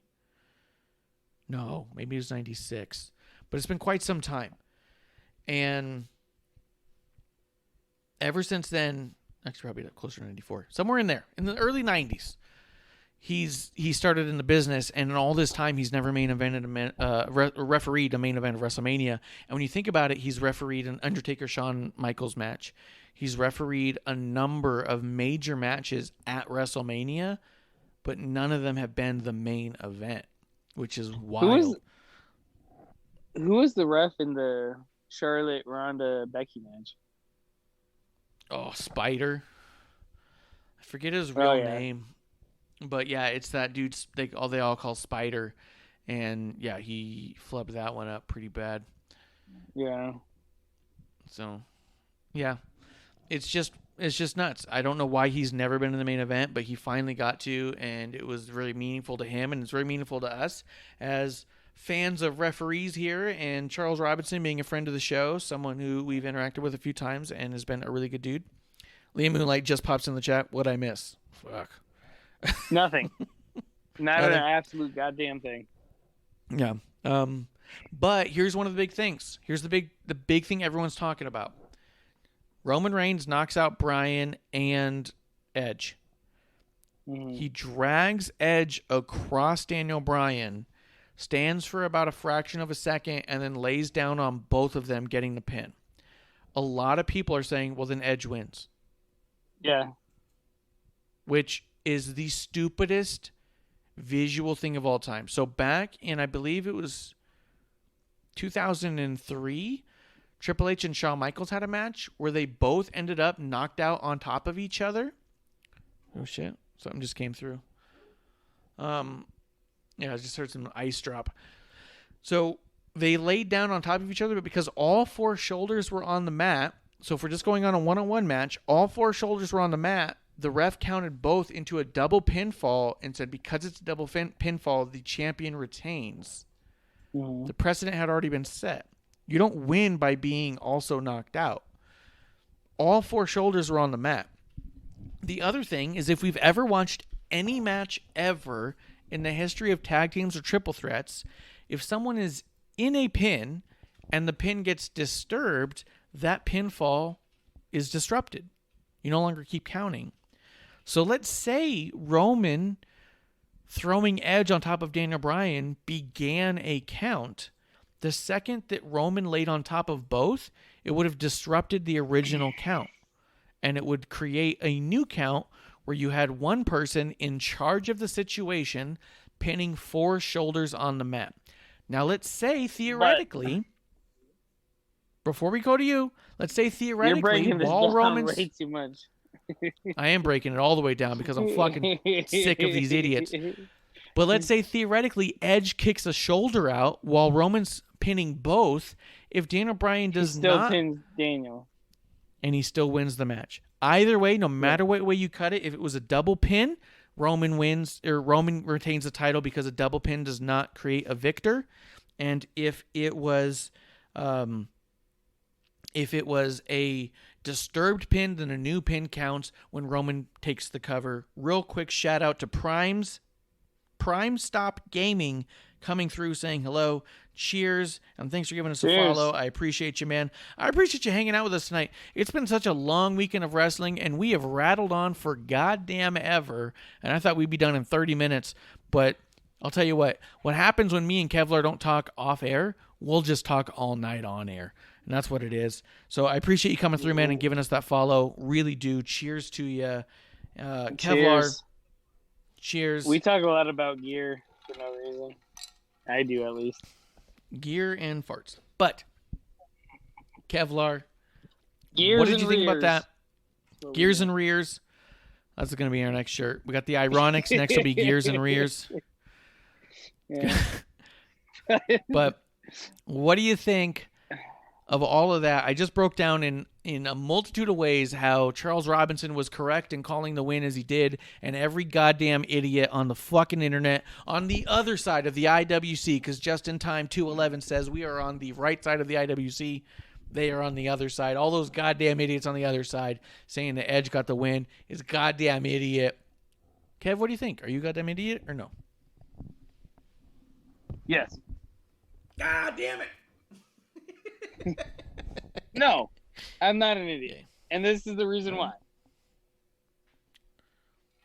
AEW says it's ref's discretion. That's it. For one. Yeah. All you have to do is, whatever the ref said, hey, I saw this, it's done. It's over. Final call. Done. Yeah. It's over. So all these idiots that sit out there and say, hey, well, he pinned him, this and that. Yeah. You don't rack him and stack him. You put them side by side and pin both of them. Wait, who racks him and That's it. sacks him? That was Braun, right? Well, we were saying one of them needs to do the torture rack. I wanted Braun or Bobby. Should be Braun. Even Rome. But I hear you. Even Braun should do it, like 100%. Like, Jesus Christ. Like, that needs to be his. Yeah. But I'll even go ahead. Keep going. But even if like Roman pulled out it, thinking they're gonna do the Samoan drop, and then all of a sudden just starts jumping, like that'd be pretty cool too. But either way, like you can sit there and argue this, argue that. It's not somebody's shoulders up. It's not this and that. It's ref's discretion. It's what the ref saw. You know, how many times did we used to see back in the day, like, oh, this guy pinned this guy, but the ref called it this way. Okay, it sucks. That guy didn't win. Move on. Remember Brock and Roman in fucking what country was it? With the cage match? It was Saudi, wasn't it? I have no idea. I maybe, but I remember it being like a really dark fucking venue. But even then, remember they fucking on like Raw. Hell in the Cell. Yeah, greatest Hell in the Cell after ever. Rumble. Yeah. But then they even brought out the referee to be all like, explain yourself, motherfucker. Put a mic in his face and was like, I saw Brock's feet first, so I was concerned about safety, and I didn't really think about it, so I called Brock the winner. And then Triple H is all like, and that's final word. And you're like, okay, shit. So yeah, fucking relax. Remember the old show on, I think it was Nickelodeon. Is it fair or unfair? Unfair. Yeah. Remember that shit? Hell yeah. But I'll throw this out there real quick what... before we go back to the chat. I saw Pro Stop Gaming ask the question I want us to answer. But in Twitter, someone pointed that out and said, oh, Edge is the winner, this and that. Fucking Adam Pearce, that fucking scumbag. Roman Reigns was right about you, Adam Pearce. Goddamn scumbag. He's all like, good point. Interesting take. To Charles Robinson response was 4 shoulders were on the mat. Roman was on top of both and in charge. It's my discretion, and that's the final call. To which scumbag Adam Pearce says, Charles, please come see me in my office on Friday. Thank you. What a piece of shit. Then Charles Robinson, the ref, properly responds to, yes, sir, did I do something wrong? Or maybe a raise, which he's correct again. He deserves a raise after that scumbag Adam Pearce, who's been running his conspiracy against Sami Zayn, is now trying to run one on Charles Robinson, my ass. Sorry. Little Sammy Sorry, the cops himself. are coming. Yes. Sorry, I got in trouble. Are you going to start calling Charles Robinson Little Zane? Lil Zane, That was Lil a Nate. rapper. That was a rapper back in the day. Dude, I'm I in so realized much after I trouble said right that. Yep. It is. But, yeah, Producer 100% lady, ref's discretion. Hide his weed. It's a producer lady. Hide his weed. I'm in so Just much kidding. trouble. We don't smoke. So much Nothing like that. I actually don't, yeah. But that's what's going on We over smoke there. cigars. Anyways, yeah. Yeah, cigars. I got a pipe tobacco. Let's see. Pipe Stop Gaming does ask, if Brock were to return, who would you rather him go after, Bobby or Roman? I'm going to throw that one Neither. to you. You want to go after Matt Riddle? No, I want him to go after Paul Heyman. Just straight up match with Paul Heyman? Yeah. That'd be a good match. Paul Heyman's, what, 0-0 with a no decision because of an injury? Well, okay, No, so he got I- the no decision there, but I think he also lost to Cornette one time. No. Oh, good old fucking Cornette. Yeah, Cornette and But- Heyman had a match way back when. But I think if he comes back, which, yeah, if he's a full-time, let's do it. If he's this part-time bullshit, fuck you. Go away. You keep Sable on your ranch in Montana or wherever the fuck you live. But if Brock comes back, yeah, Brock and Roman would be great. Paul Heyman as a middleman, like, well, these are both my clients. I see it more long-term than that. I see Brock comes back for Bobby. And maybe he beats Brock. Or maybe he beats Bobby. Let's say he beats Bobby. But I wanted He to holds be like long enough to get enough or whatever Sure. where they actually fight. Like put him in a cage or at least Brawl boxing for all? gloves on him and let him go. Brawl for all. That's in a what it brawl is. for all. Yeah, or do the old dungeon match like Ken Shamrock and Owen Hart had. But No. I say you have Brock go against Bobby. Brock beats Bobby, and you end up with Brock versus Roman at Survivor Series.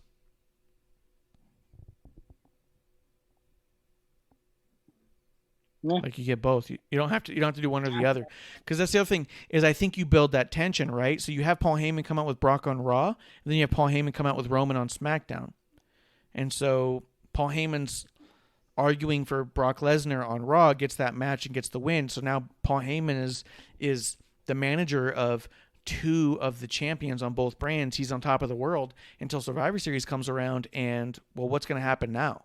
Because last time we saw Brock Lesnar and Roman together, fucking Paul Heyman pepper sprayed Roman in the face. Yeah. You know what I mean? I think that's how you build that. So I hope Prime Stop Gaming is still in the chat.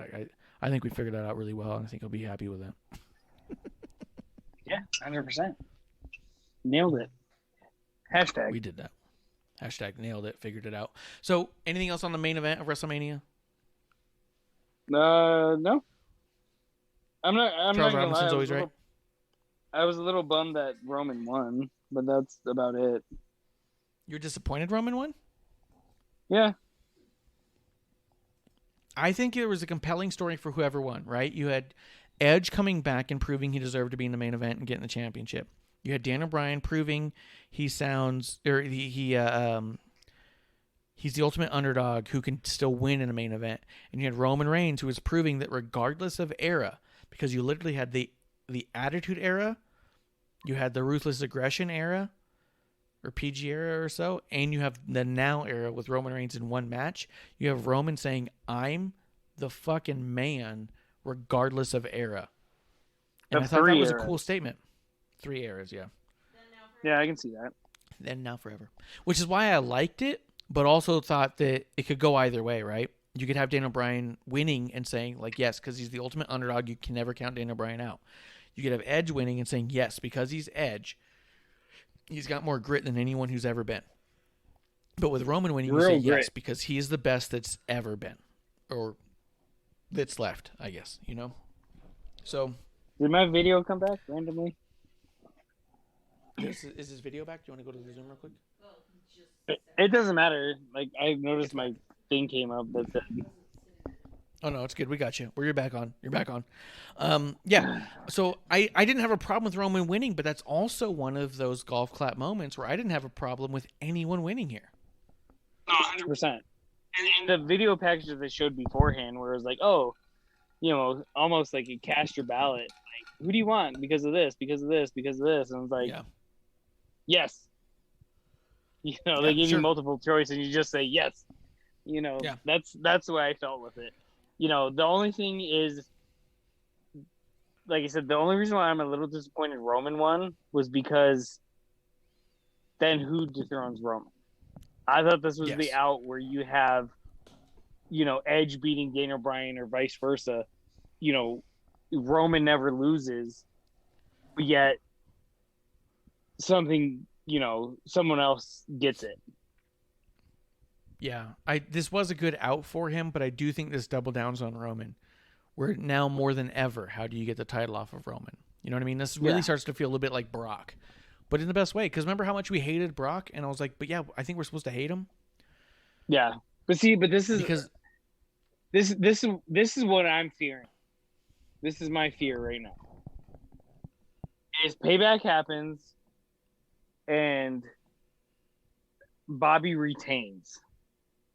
And then during the shakeup or draft, McIntyre goes to SmackDown. And then you have McIntyre versus Roman. Yeah, but Roman wins. Roman's better.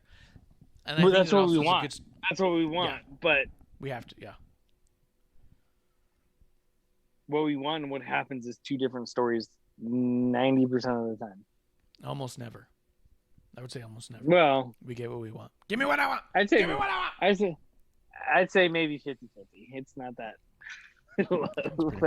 Prime Stop Gaming in the chat says, I think Edge deserves to hold the title at least once, but don't keep the title on for too long.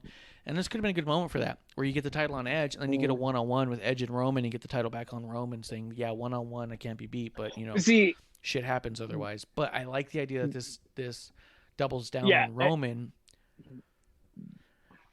I think because you can lean to a Roman Rock WrestleMania off of this. You can build a whole nother year of Roman being champion, and then you could literally say, this guy's been champion for almost 2 years. Who can possibly beat him? And then you have Roman show up and be like, I really don't like your attitude. But The Rock should be in Hollywood, not Dallas. So who's in Dallas? Kevin Nash? Stone Cold? Kevin Nash is famous. You're not going to have Stone Cold going a match against Roman. The Dallas Brawler. I don't know. But well, I do think with it being in Hollywood, they probably would have gone with a Hollywood. But I think at this point, you pull the trigger with Rock and have a Roman Rocket. You know what I mean? Oh, that'd be fucking gnarly. HBK. Handicap match, HBK and X-Pac. Triple H? Oh. But, fuck, I forgot where I was going. I don't remember. I changed lanes and it didn't signal. Oh, with Roman being the champion for so long at this point, you don't know who can beat him. But I think that's part of the good part. You know what I mean? I think maybe you even have Brock Lesnar show up on SmackDown and Raw both. And have him just stare down champions and you don't know who he's going to go after, you know? But that feels like a Money in the Bank. Is there going to be another Beast in the Bank? Ooh, that would not suck. That would not suck because also you'd have Brock Lesnar who goes, well, now I understand contracts. That'd be a whole new yeah, now I understand I have a year, so I'll see you guys in 11 months. Dude, and can you imagine that if they did it and he goes, well, I know I have a full year, and you literally don't see him for 4 or 5 months just at all? Or you hear his music randomly play and you're like, oh, here it comes, and then no one's there. Yeah. As Paul Heyman's pulling the strings, I'm like, all right, play his music. He's not here, play it. Yeah, but 100%. I was thinking, with excuse me, what Prime Stop was saying is I do agree that Edge should hold the belt.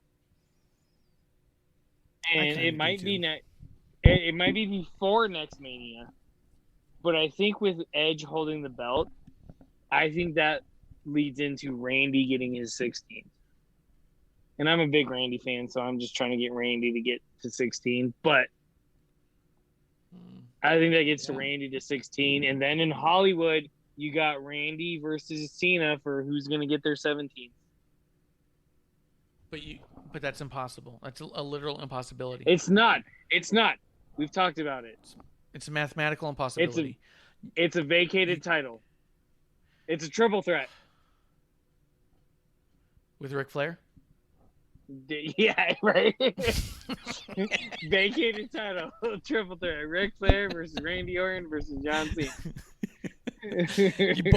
They're all three standing there, and then Cena and Orton both look at each other, and then just look at Rick, and they both just charge him. Just beat up the old man. Yeah. Hell yeah, dude. Hell yeah. But that was WrestleMania. I thought that the weekend was cool. Night 1 was incredible. Night 2 was... I mean, a lot of people have been saying meh, and I don't disagree. I also think personally I was so off-put by Natty and Tamina losing, it was going to take a lot to get me out of there. I think the main event absolutely fucking delivered.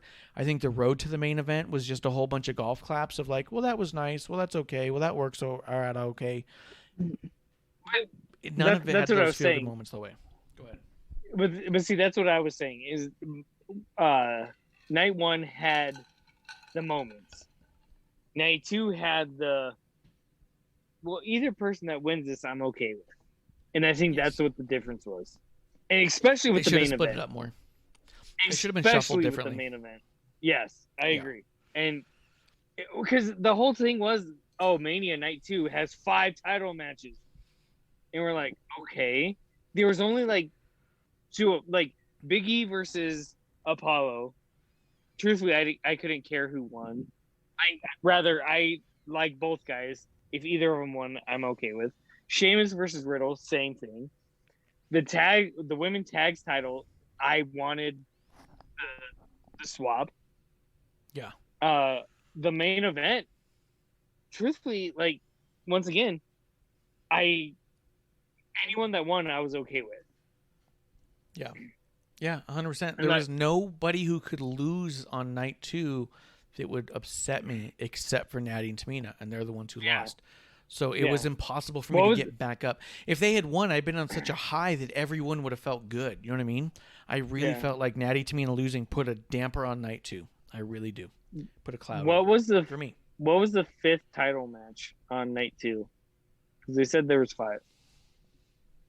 Oh, it was Asuka and Rhea. Yeah, I mean, you had the Universal, you had Asuka Rhea, you had the women's tag, you had the U.S. title, the Intercontinental title. But it was, like I said, the only one that got me on that, because like I said, either way, it could be this and that. The only one besides the women tag that I was like, holy shit, I want this person to win more than the other one, was the women's Raw, and it was only because of Asuka's streak at Mania. And like I said, it was one of those where, hey, give Rhea the belt at Payback. Instead, we have this bullshit that came out on Raw afterwards. But all right, are we on to Raw?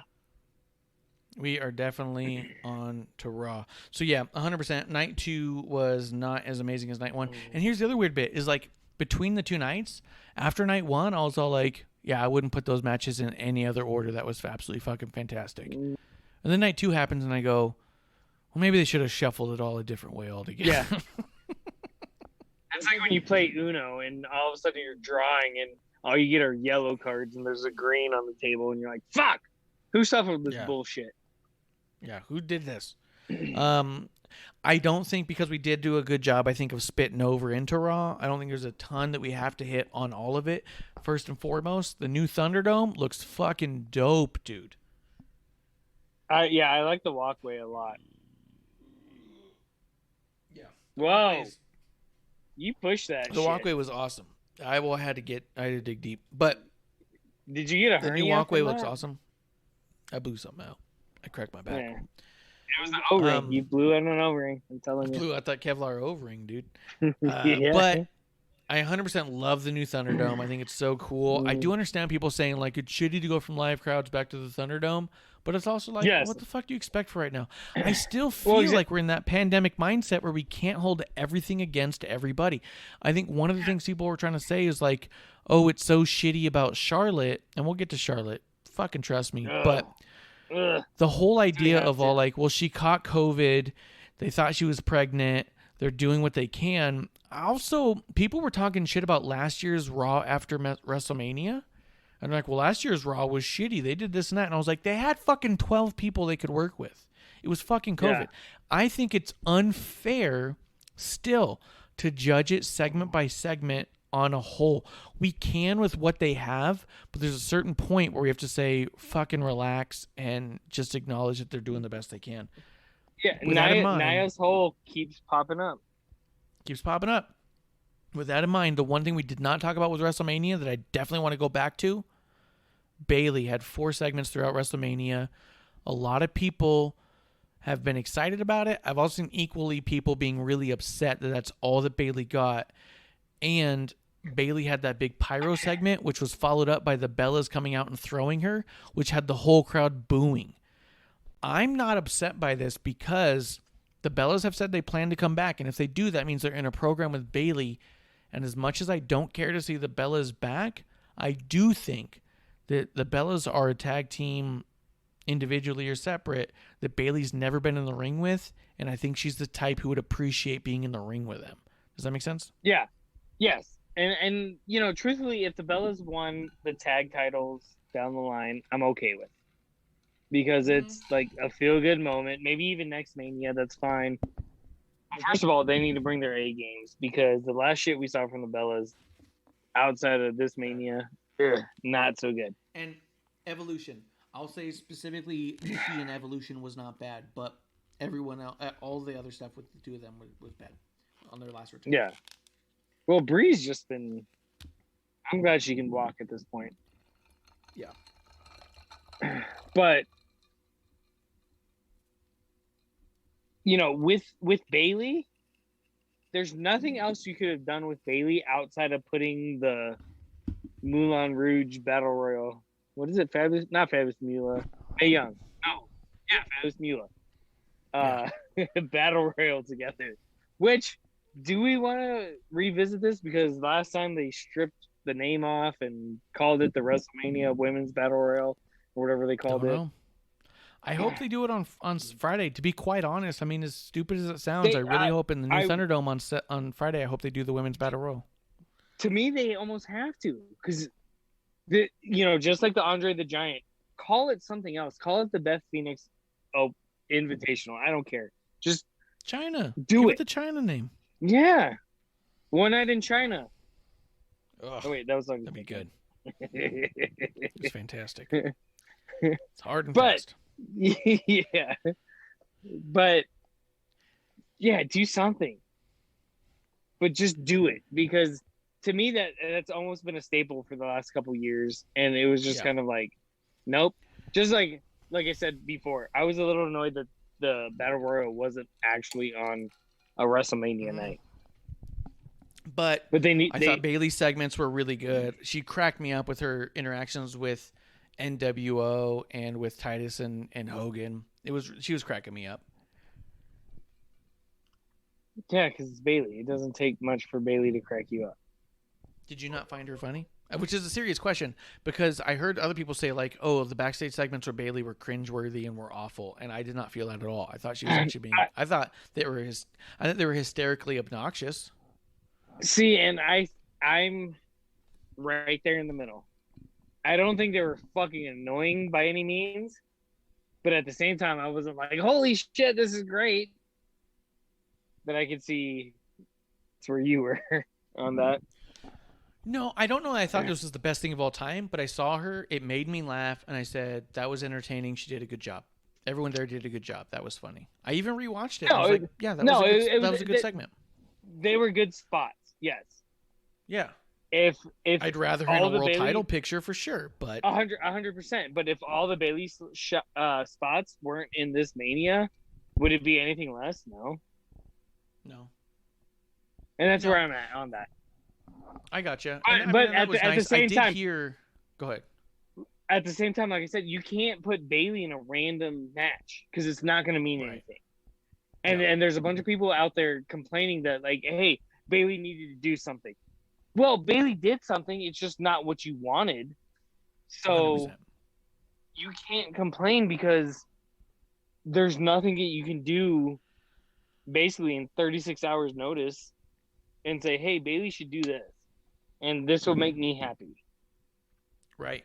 And I agree, because I do think that there's a reality to, if they'd thrown her in a random stupid match, there would have been a random stupid match. Where with here, she was going to be highlighted in segments around legends who are going to show her respect and give her her jokes.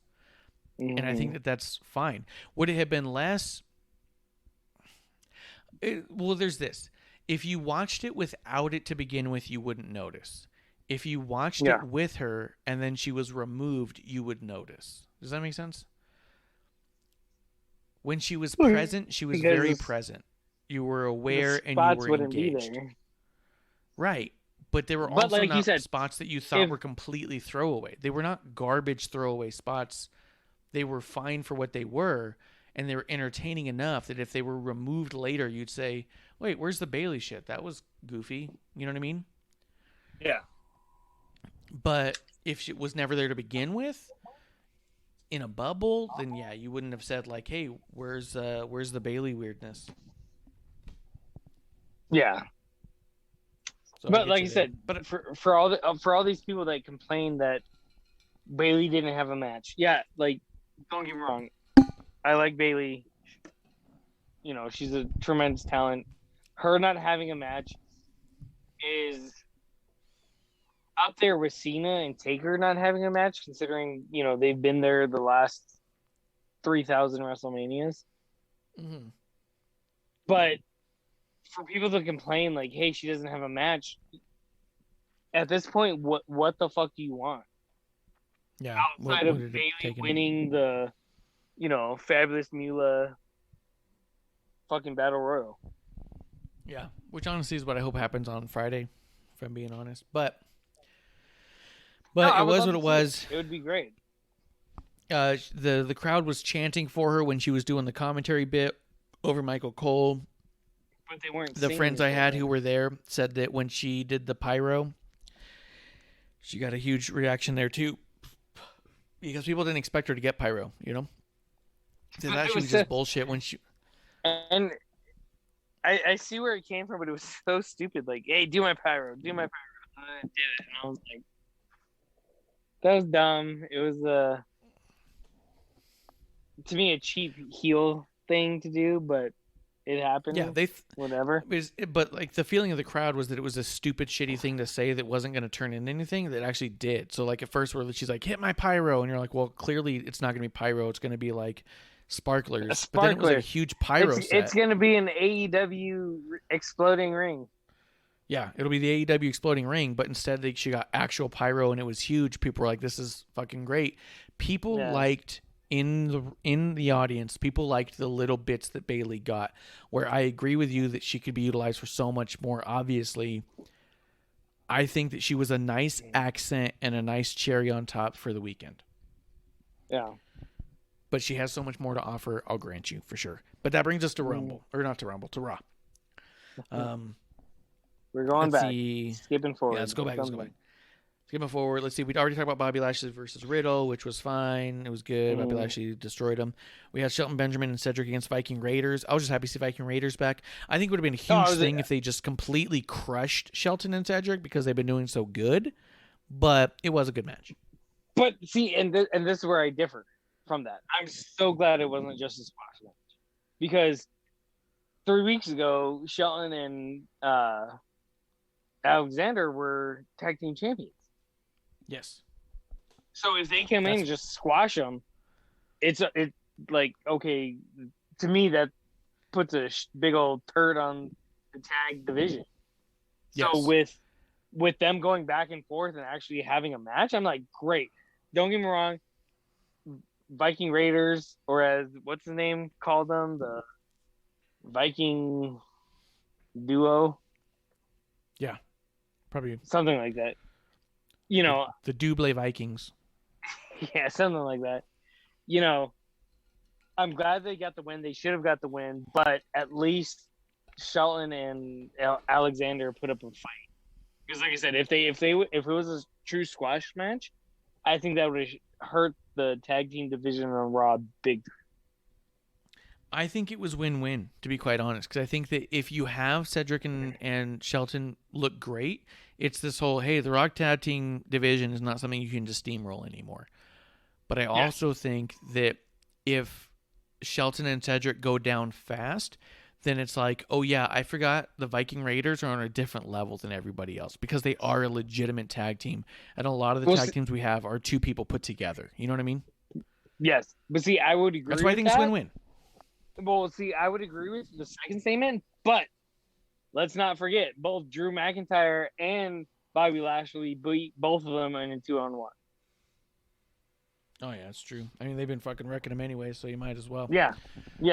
So, for them to actually put up a fight, be like, okay, we have our heavyweight, or our big dogs, if you will, and then we have our tag groups, and they're separate.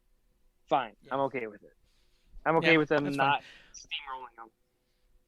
I didn't have a problem with it. Like I said, I felt it was win-win, where I go, oh, if Viking Raiders win straight away, it's one of those things where it's making a statement of the Viking Raiders are back and they're different. But with them having a good match, it's like, hey, this is the fucking tag team division. Get in, which is also cool. So I'm just happy to have the Viking Raiders back, truly, at the end of the day. Yes, 100%. That leads us to the Charlotte Flair promo. Ugh. I want to know what you think about it before I tell you what everyone else is saying about it when I think about it. Well, I don't care what everyone else thinks about it. The promo. I bet. All I bet you could the, guess. The promo's okay, but two things. I think it should have happened after the spot with the match. She should have interfered first. Yes, that's where I feel it. And everyone's like, "Oh, Charlotte, blah blah blah." And don't get me wrong, she came out, she looked good, $1 million, Charlotte.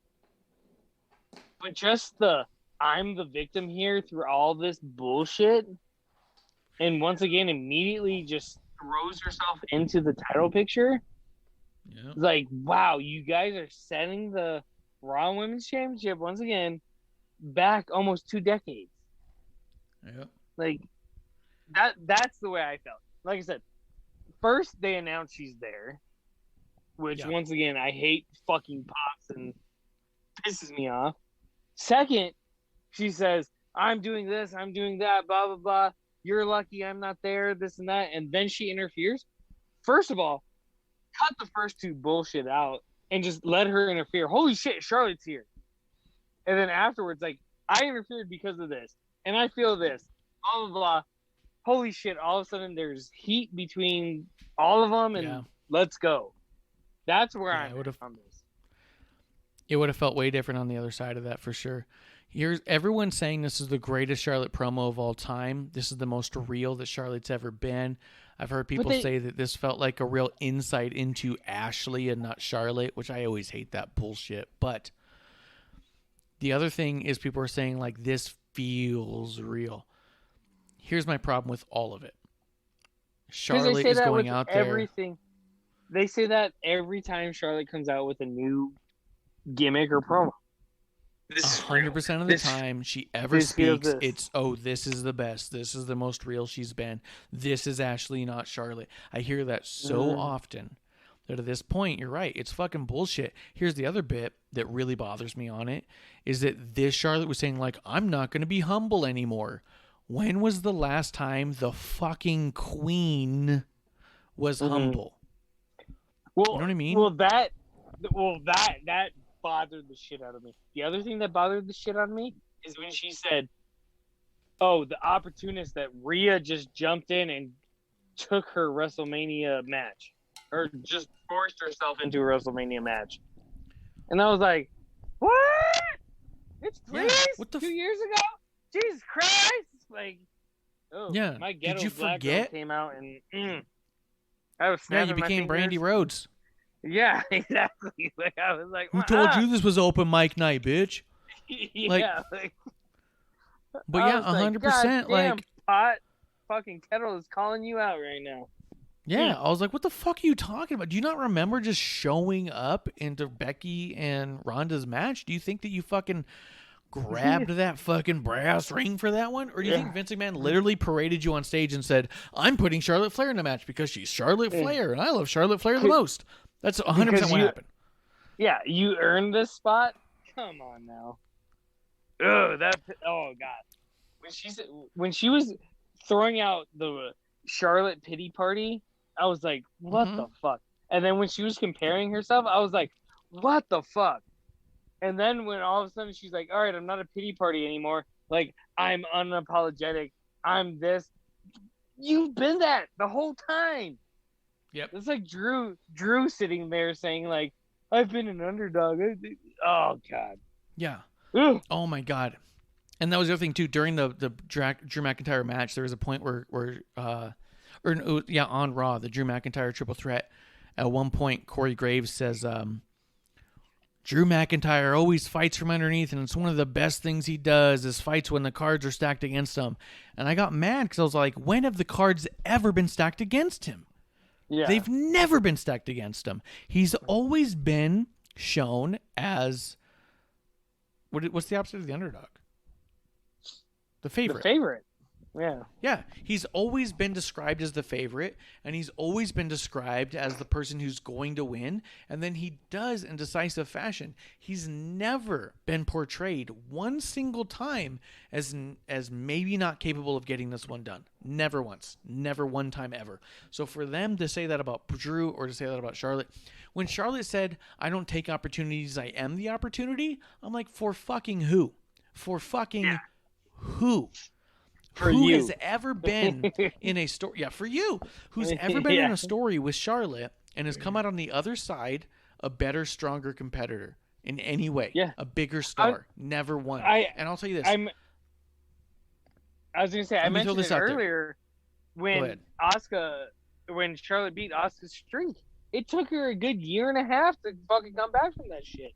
Yes, it didn't make Asuka better. It didn't make Asuka a better competitor. It showcased Charlotte, and while she shat on the rest of everybody. What happened when Charlotte was the NXT champion? Rhea got set back a year and a half. Yeah. What happened with Charlotte after Sasha? Sasha got to the point where she almost quit the fucking company. You know what I mean? She went on a hiatus. Hiatus. Yeah. Excuse me. Hiatus. And anyone who's trying to say that Becky's bigger because she was with Charlotte, no, Becky was bigger because of in spite of Charlotte. Charlotte was pushed down people's throats so much that the moment that Becky slapped Charlotte, which was in all intents and purposes meant to be Charlotte's crowning moment as the biggest babyface in the company, I shit you not, there is no ifs, ands, or buts about it. The moment Becky slapped Charlotte at SummerSlam, that was meant to be Becky's big heel turn and Charlotte's big crowning as the biggest star of the company, and the entire crowd cheered for Becky because they were sick of Charlotte's shit. She talks out of her ass all the time. Woe is me. I'm never good enough. I always have to prove myself, which is all well and good. You 100% have had to work your ass off to get where you are. But at the end of the day, no one has ever been bigger or stronger for getting in a feud or being in a story with Charlotte. The only person who looks better after that is Charlotte. Becky did it in spite of, because they were sick of, not because of. No one was getting into the evolution match of Becky Charlotte saying, I really hope this is a really great back and forth. They just said, as long as fucking Becky wins. I'm tired of Charlotte taking this. Yeah, 100%. Those people that say Becky wouldn't be anything because of Charlotte are Drew fans. They're Drew fans. Yeah, Drew 100%. fans. That's it. Yeah. Yeah. I couldn't get behind this promo at all. I couldn't, because like every time she started to get going, she would say another woe is me thing, and I'm like, fucking stop.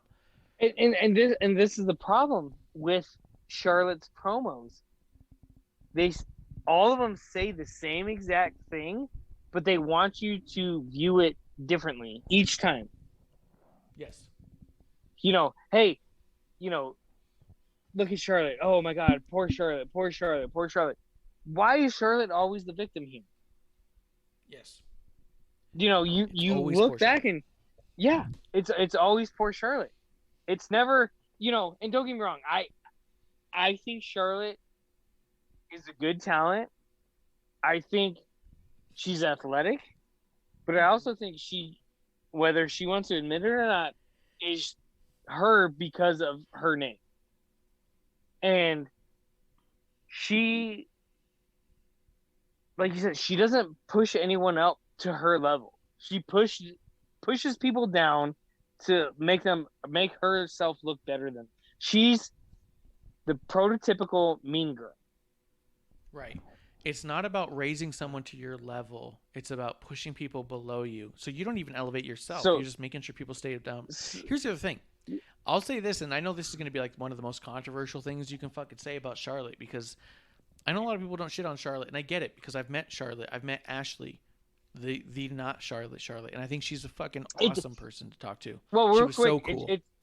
It's just like Drew. We hate their character.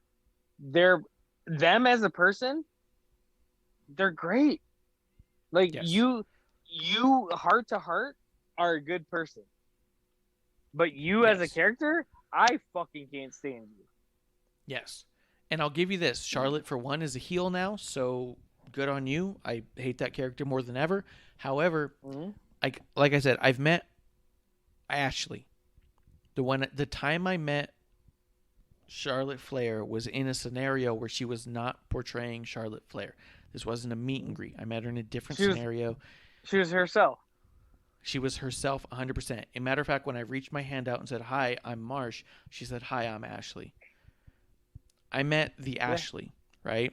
And I know a lot of people don't get to say that, and I feel super special for having experienced what I did that day. However, she was amazing. She was fantastic. She was mostly humble. It was a really cool conversation. That's not to say that the Charlotte character is a character that seems a bit tone deaf. You know what I mean? I think Ashley is awesome, and I think Ashley works incredibly hard. I think Ashley deserves everything she gets. I think the Charlotte character is tone deaf and doesn't understand the way it's portrayed and that we're seeing it and the way that we digest it. Yes, the Charlotte character doesn't develop. No, it's rehashing the same shit over and over again to a point where it's like, why are you always painting yourself as the victim? Again, as a heel, that's maybe a good move. Yeah. And I'm happy to say, we talked earlier about having a shot of Old Crow. I'll have another shot of Old Crow about Charlotte if it comes to pass. The idea of if all this is to work us into a whole thing where it's all like, hey, let's take some Old Crow about Charlotte, I'm all for that. Like I said, I thought Ashley was an awesome person. But I think something that's notable is the fact that the conversation, because she's constantly saying, oh, I always have to say, I'm always talking about, always proving that it has nothing to do with my name. The fact that Busted Open Bully Ray says, Charlotte Flair is not who Charlotte Flair is because her last name's Flair. It's because her first name's Charlotte. Trying to make a point that she's done everything on her own without the last name. I think the fact that this is still being said this far in the game. That's a big old pile of bullshit. For one, it feels like bullshit. Second, if the conversation is still being had this many years in, that you're only there because you're named, that the opportunities are given to you because of the name, then that's a failure. Right. Your narrative's missing.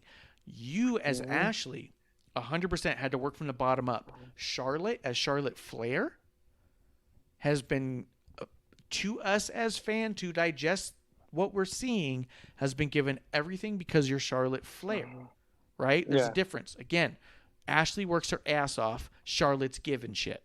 That's the way we see it. Well, right? and that's the way we experience it. And to me, it's so evident on screen when she's, Dad, get away from me. Dad, leave me alone. Dad, I'm not you. Dad, go home. Like that's you being in with the Charlotte gimmick and the Flair gimmick. Right. Like if that's the case, a conversation if it wasn't if that's the case, your dad would be a second thought. He wouldn't be on camera and stuff like that. But instead, oh, I'm the victim because my dad did this and my dad said this and Lacey Evans decided to get pregnant. Poor me. I didn't have my moment because of this. Yes. Just do you. Just be Ashley, if you will. Right. That's just it. Yeah. And I think bottom line, if Charlotte wasn't seemingly given everything for her last name, it wouldn't still be the conversation. People still wouldn't be debating it. If it was undeniable, it would be a fact. People would just say, oh, yeah, it's not a thing.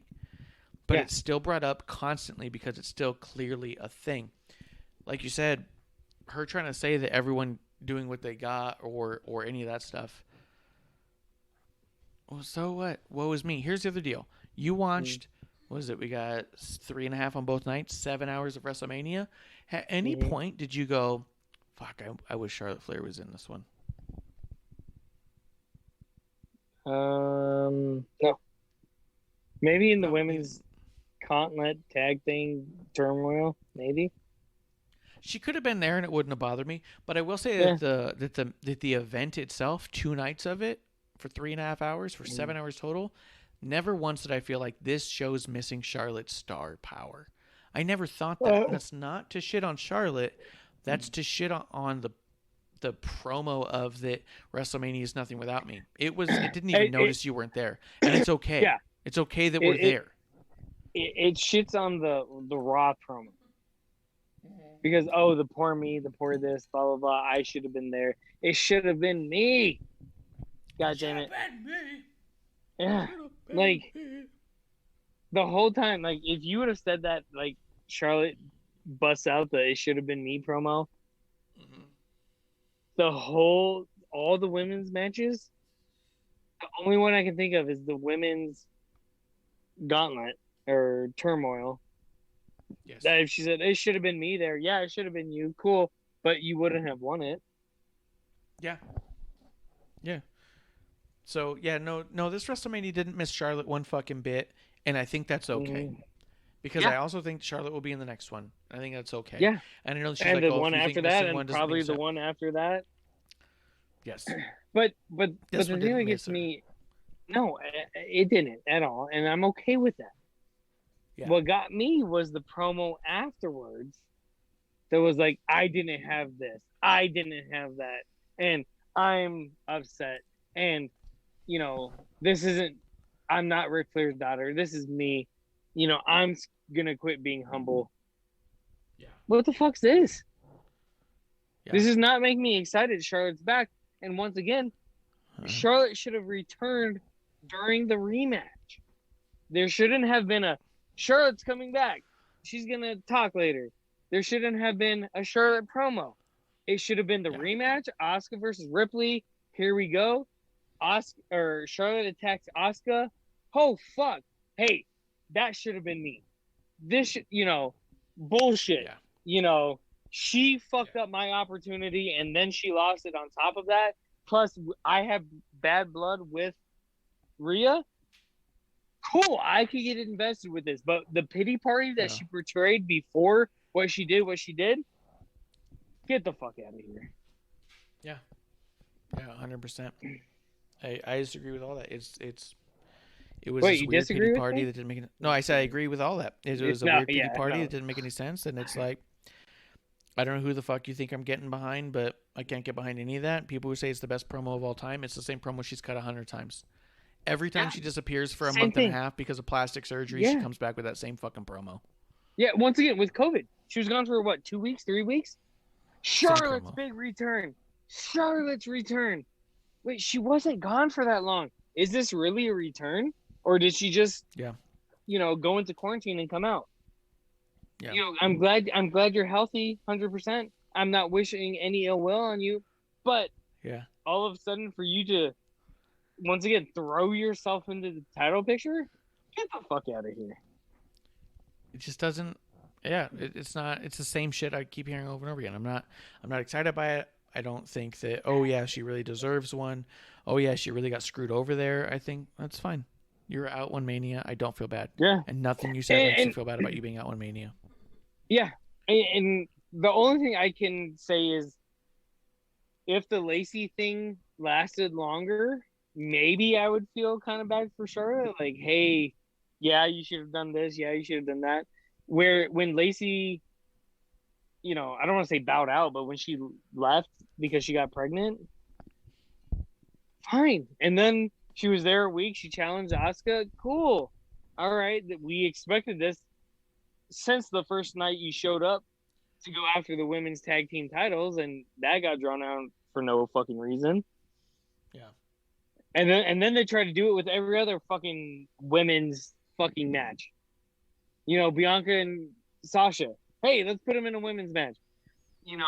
Rhea and Asuka. Let's put them in a women's match. Why that just irritates me to begin with. But why are they putting up the women's titles to elevate the other titles? Is bullshit. They should coincide, elevate each other. But with Charlotte coming back and just saying, "Oh, poor me, poor me, poor me." Why? What has ever been poor Charlotte? Yes. Yeah. Yeah. Sorry, I went on a tangent 100%. and probably got off rails and came back, but that's where I'm No, I mean, that's what I felt with Charlotte. I felt like, yeah, WrestleMania didn't miss you. We didn't miss you. You should come in to make a splash instead of coming in and just saying, "Poor me, I wasn't on WrestleMania." I don't care that you weren't on WrestleMania. WrestleMania didn't miss you. That should be your conversation. I can't believe I missed it. I can't believe I wasn't there and nobody fucking noticed. I can't believe I wasn't there, and we still had women's history. Why am I not in that picture? That should be the story. But the story instead is there is no story without me, and it's just fucking flat out not true. And then I'm not going to be humble anymore like you were ever fucking humble before. Yeah. The Yeah. Charlotte That character has whole never been humble. Yeah, that whole statement, I was like, holy fuck. Like I said, God damn it, pot calling the kettle black. Jesus Christ. I'm Holy not taking an opportunity. I am the opportunity. Really. Tell me how many careers have launched off the back of you. Mm-hmm. Because the entire SmackDown division looked incredibly stronger after having gone through Bayley than any single reign of Charlotte as a champion. Yeah. Every time Charlotte's been the champion, it's always been like, well, I guess who the fuck are we even going to have? And it's always been a scramble to figure out. But and when Bayley was it's champion, even, it felt like the whole division was strong. Yeah, but it's not even a scramble on, hey, who do we have to go up against Charlotte to make a believable contender? It's who do we have against Charlotte to get to the next match, which is going to mean nothing to get to the next match, which is going to mean nothing to get to the next. And that's all. It's, just fluffing up Charlotte, and that's it. So, and like I said, if I might have felt different if the promo and the match happened differently. Yeah. Yeah, if it was the match reversed, I think happened it probably feel different too. Yeah. If the match happened and Charlotte shows up and, starts beating the shit out of Asuka, it's like, wait a fucking, what the fuck did Asuka do? It's like, well, she accepted my challenge and then I couldn't compete. So you fucked up the opportunity, me versus you. Now I have to prove myself, me versus Rhea, who we've already have a grudge against. There could have been storyline there. But for her to sit there and be like, oh, poor me, I missed out. I didn't do this. You missed me because of this. No, we really didn't. Yeah. No, 100%. Didn't notice you weren't there. Don't care if you're back.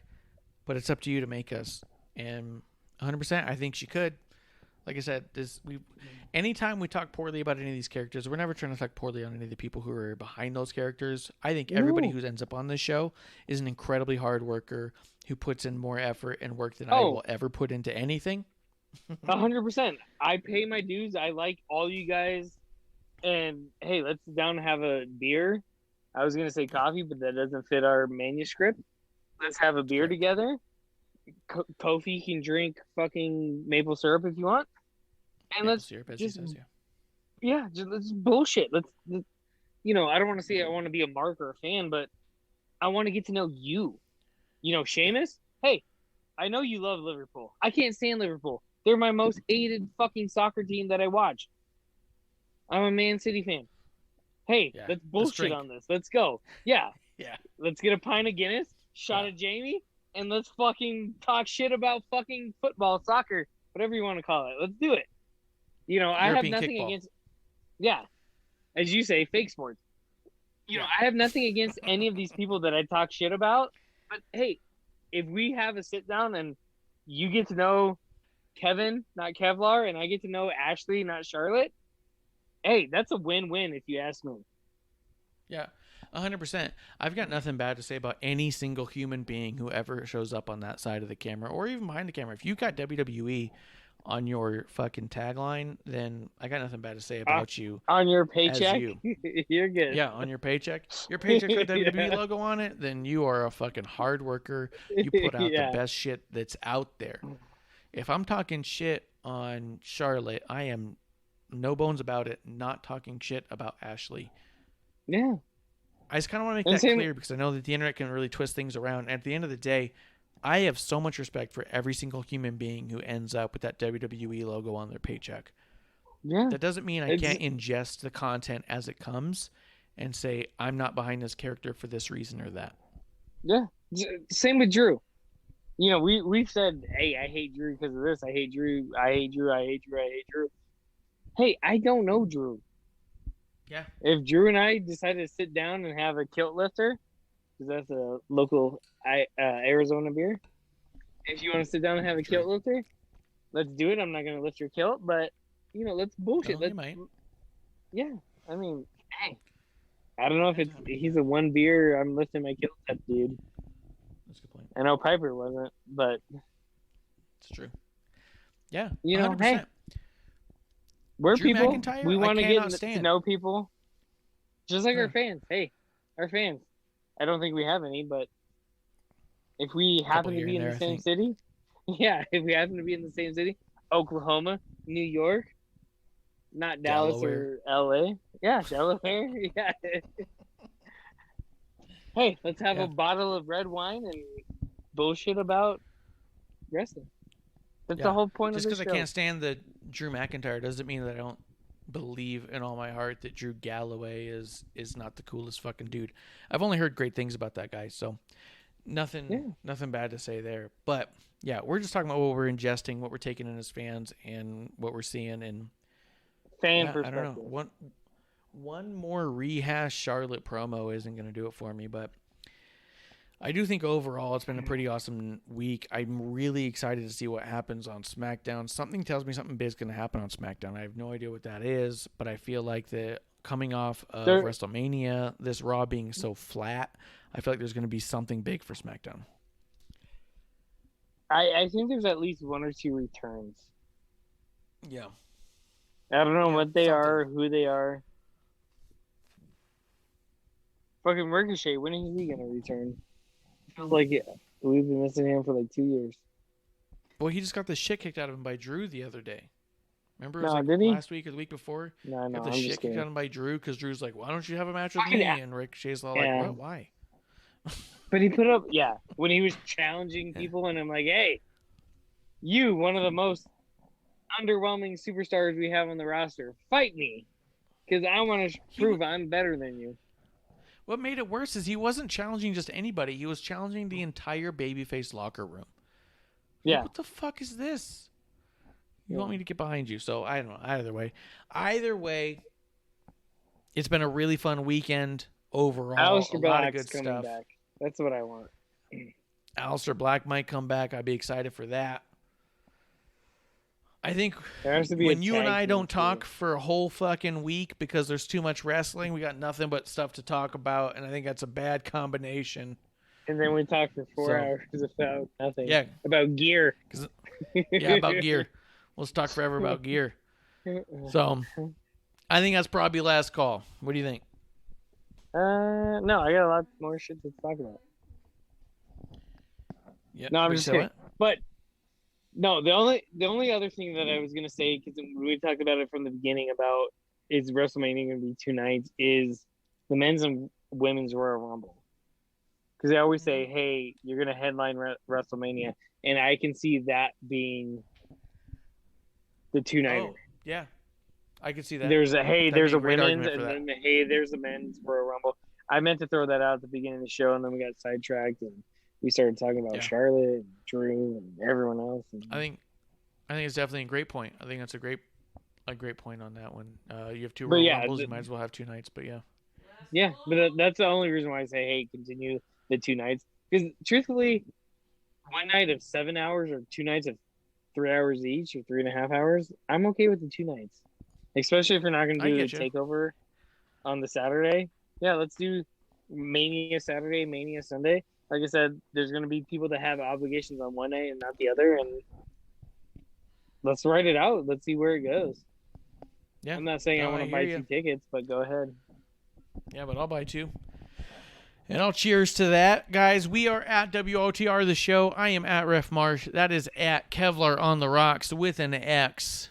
Guys, thank you for hanging with us, having a drink with us, hanging out with your drinking buddies, with your tag team of podcasting, the Ironics. That's right. You got Marsh, you got Kevlar. And that's last call. Cheers. Hey, producer lady here. Thanks for tuning in. Continue to support us or buy us a drink by following and putting the I in subscribe on Twitch. Or subscribe and review our podcast on Apple Podcasts or wherever you listen to us. Cheers! I would never have a drink with Wrestling on the Rocks.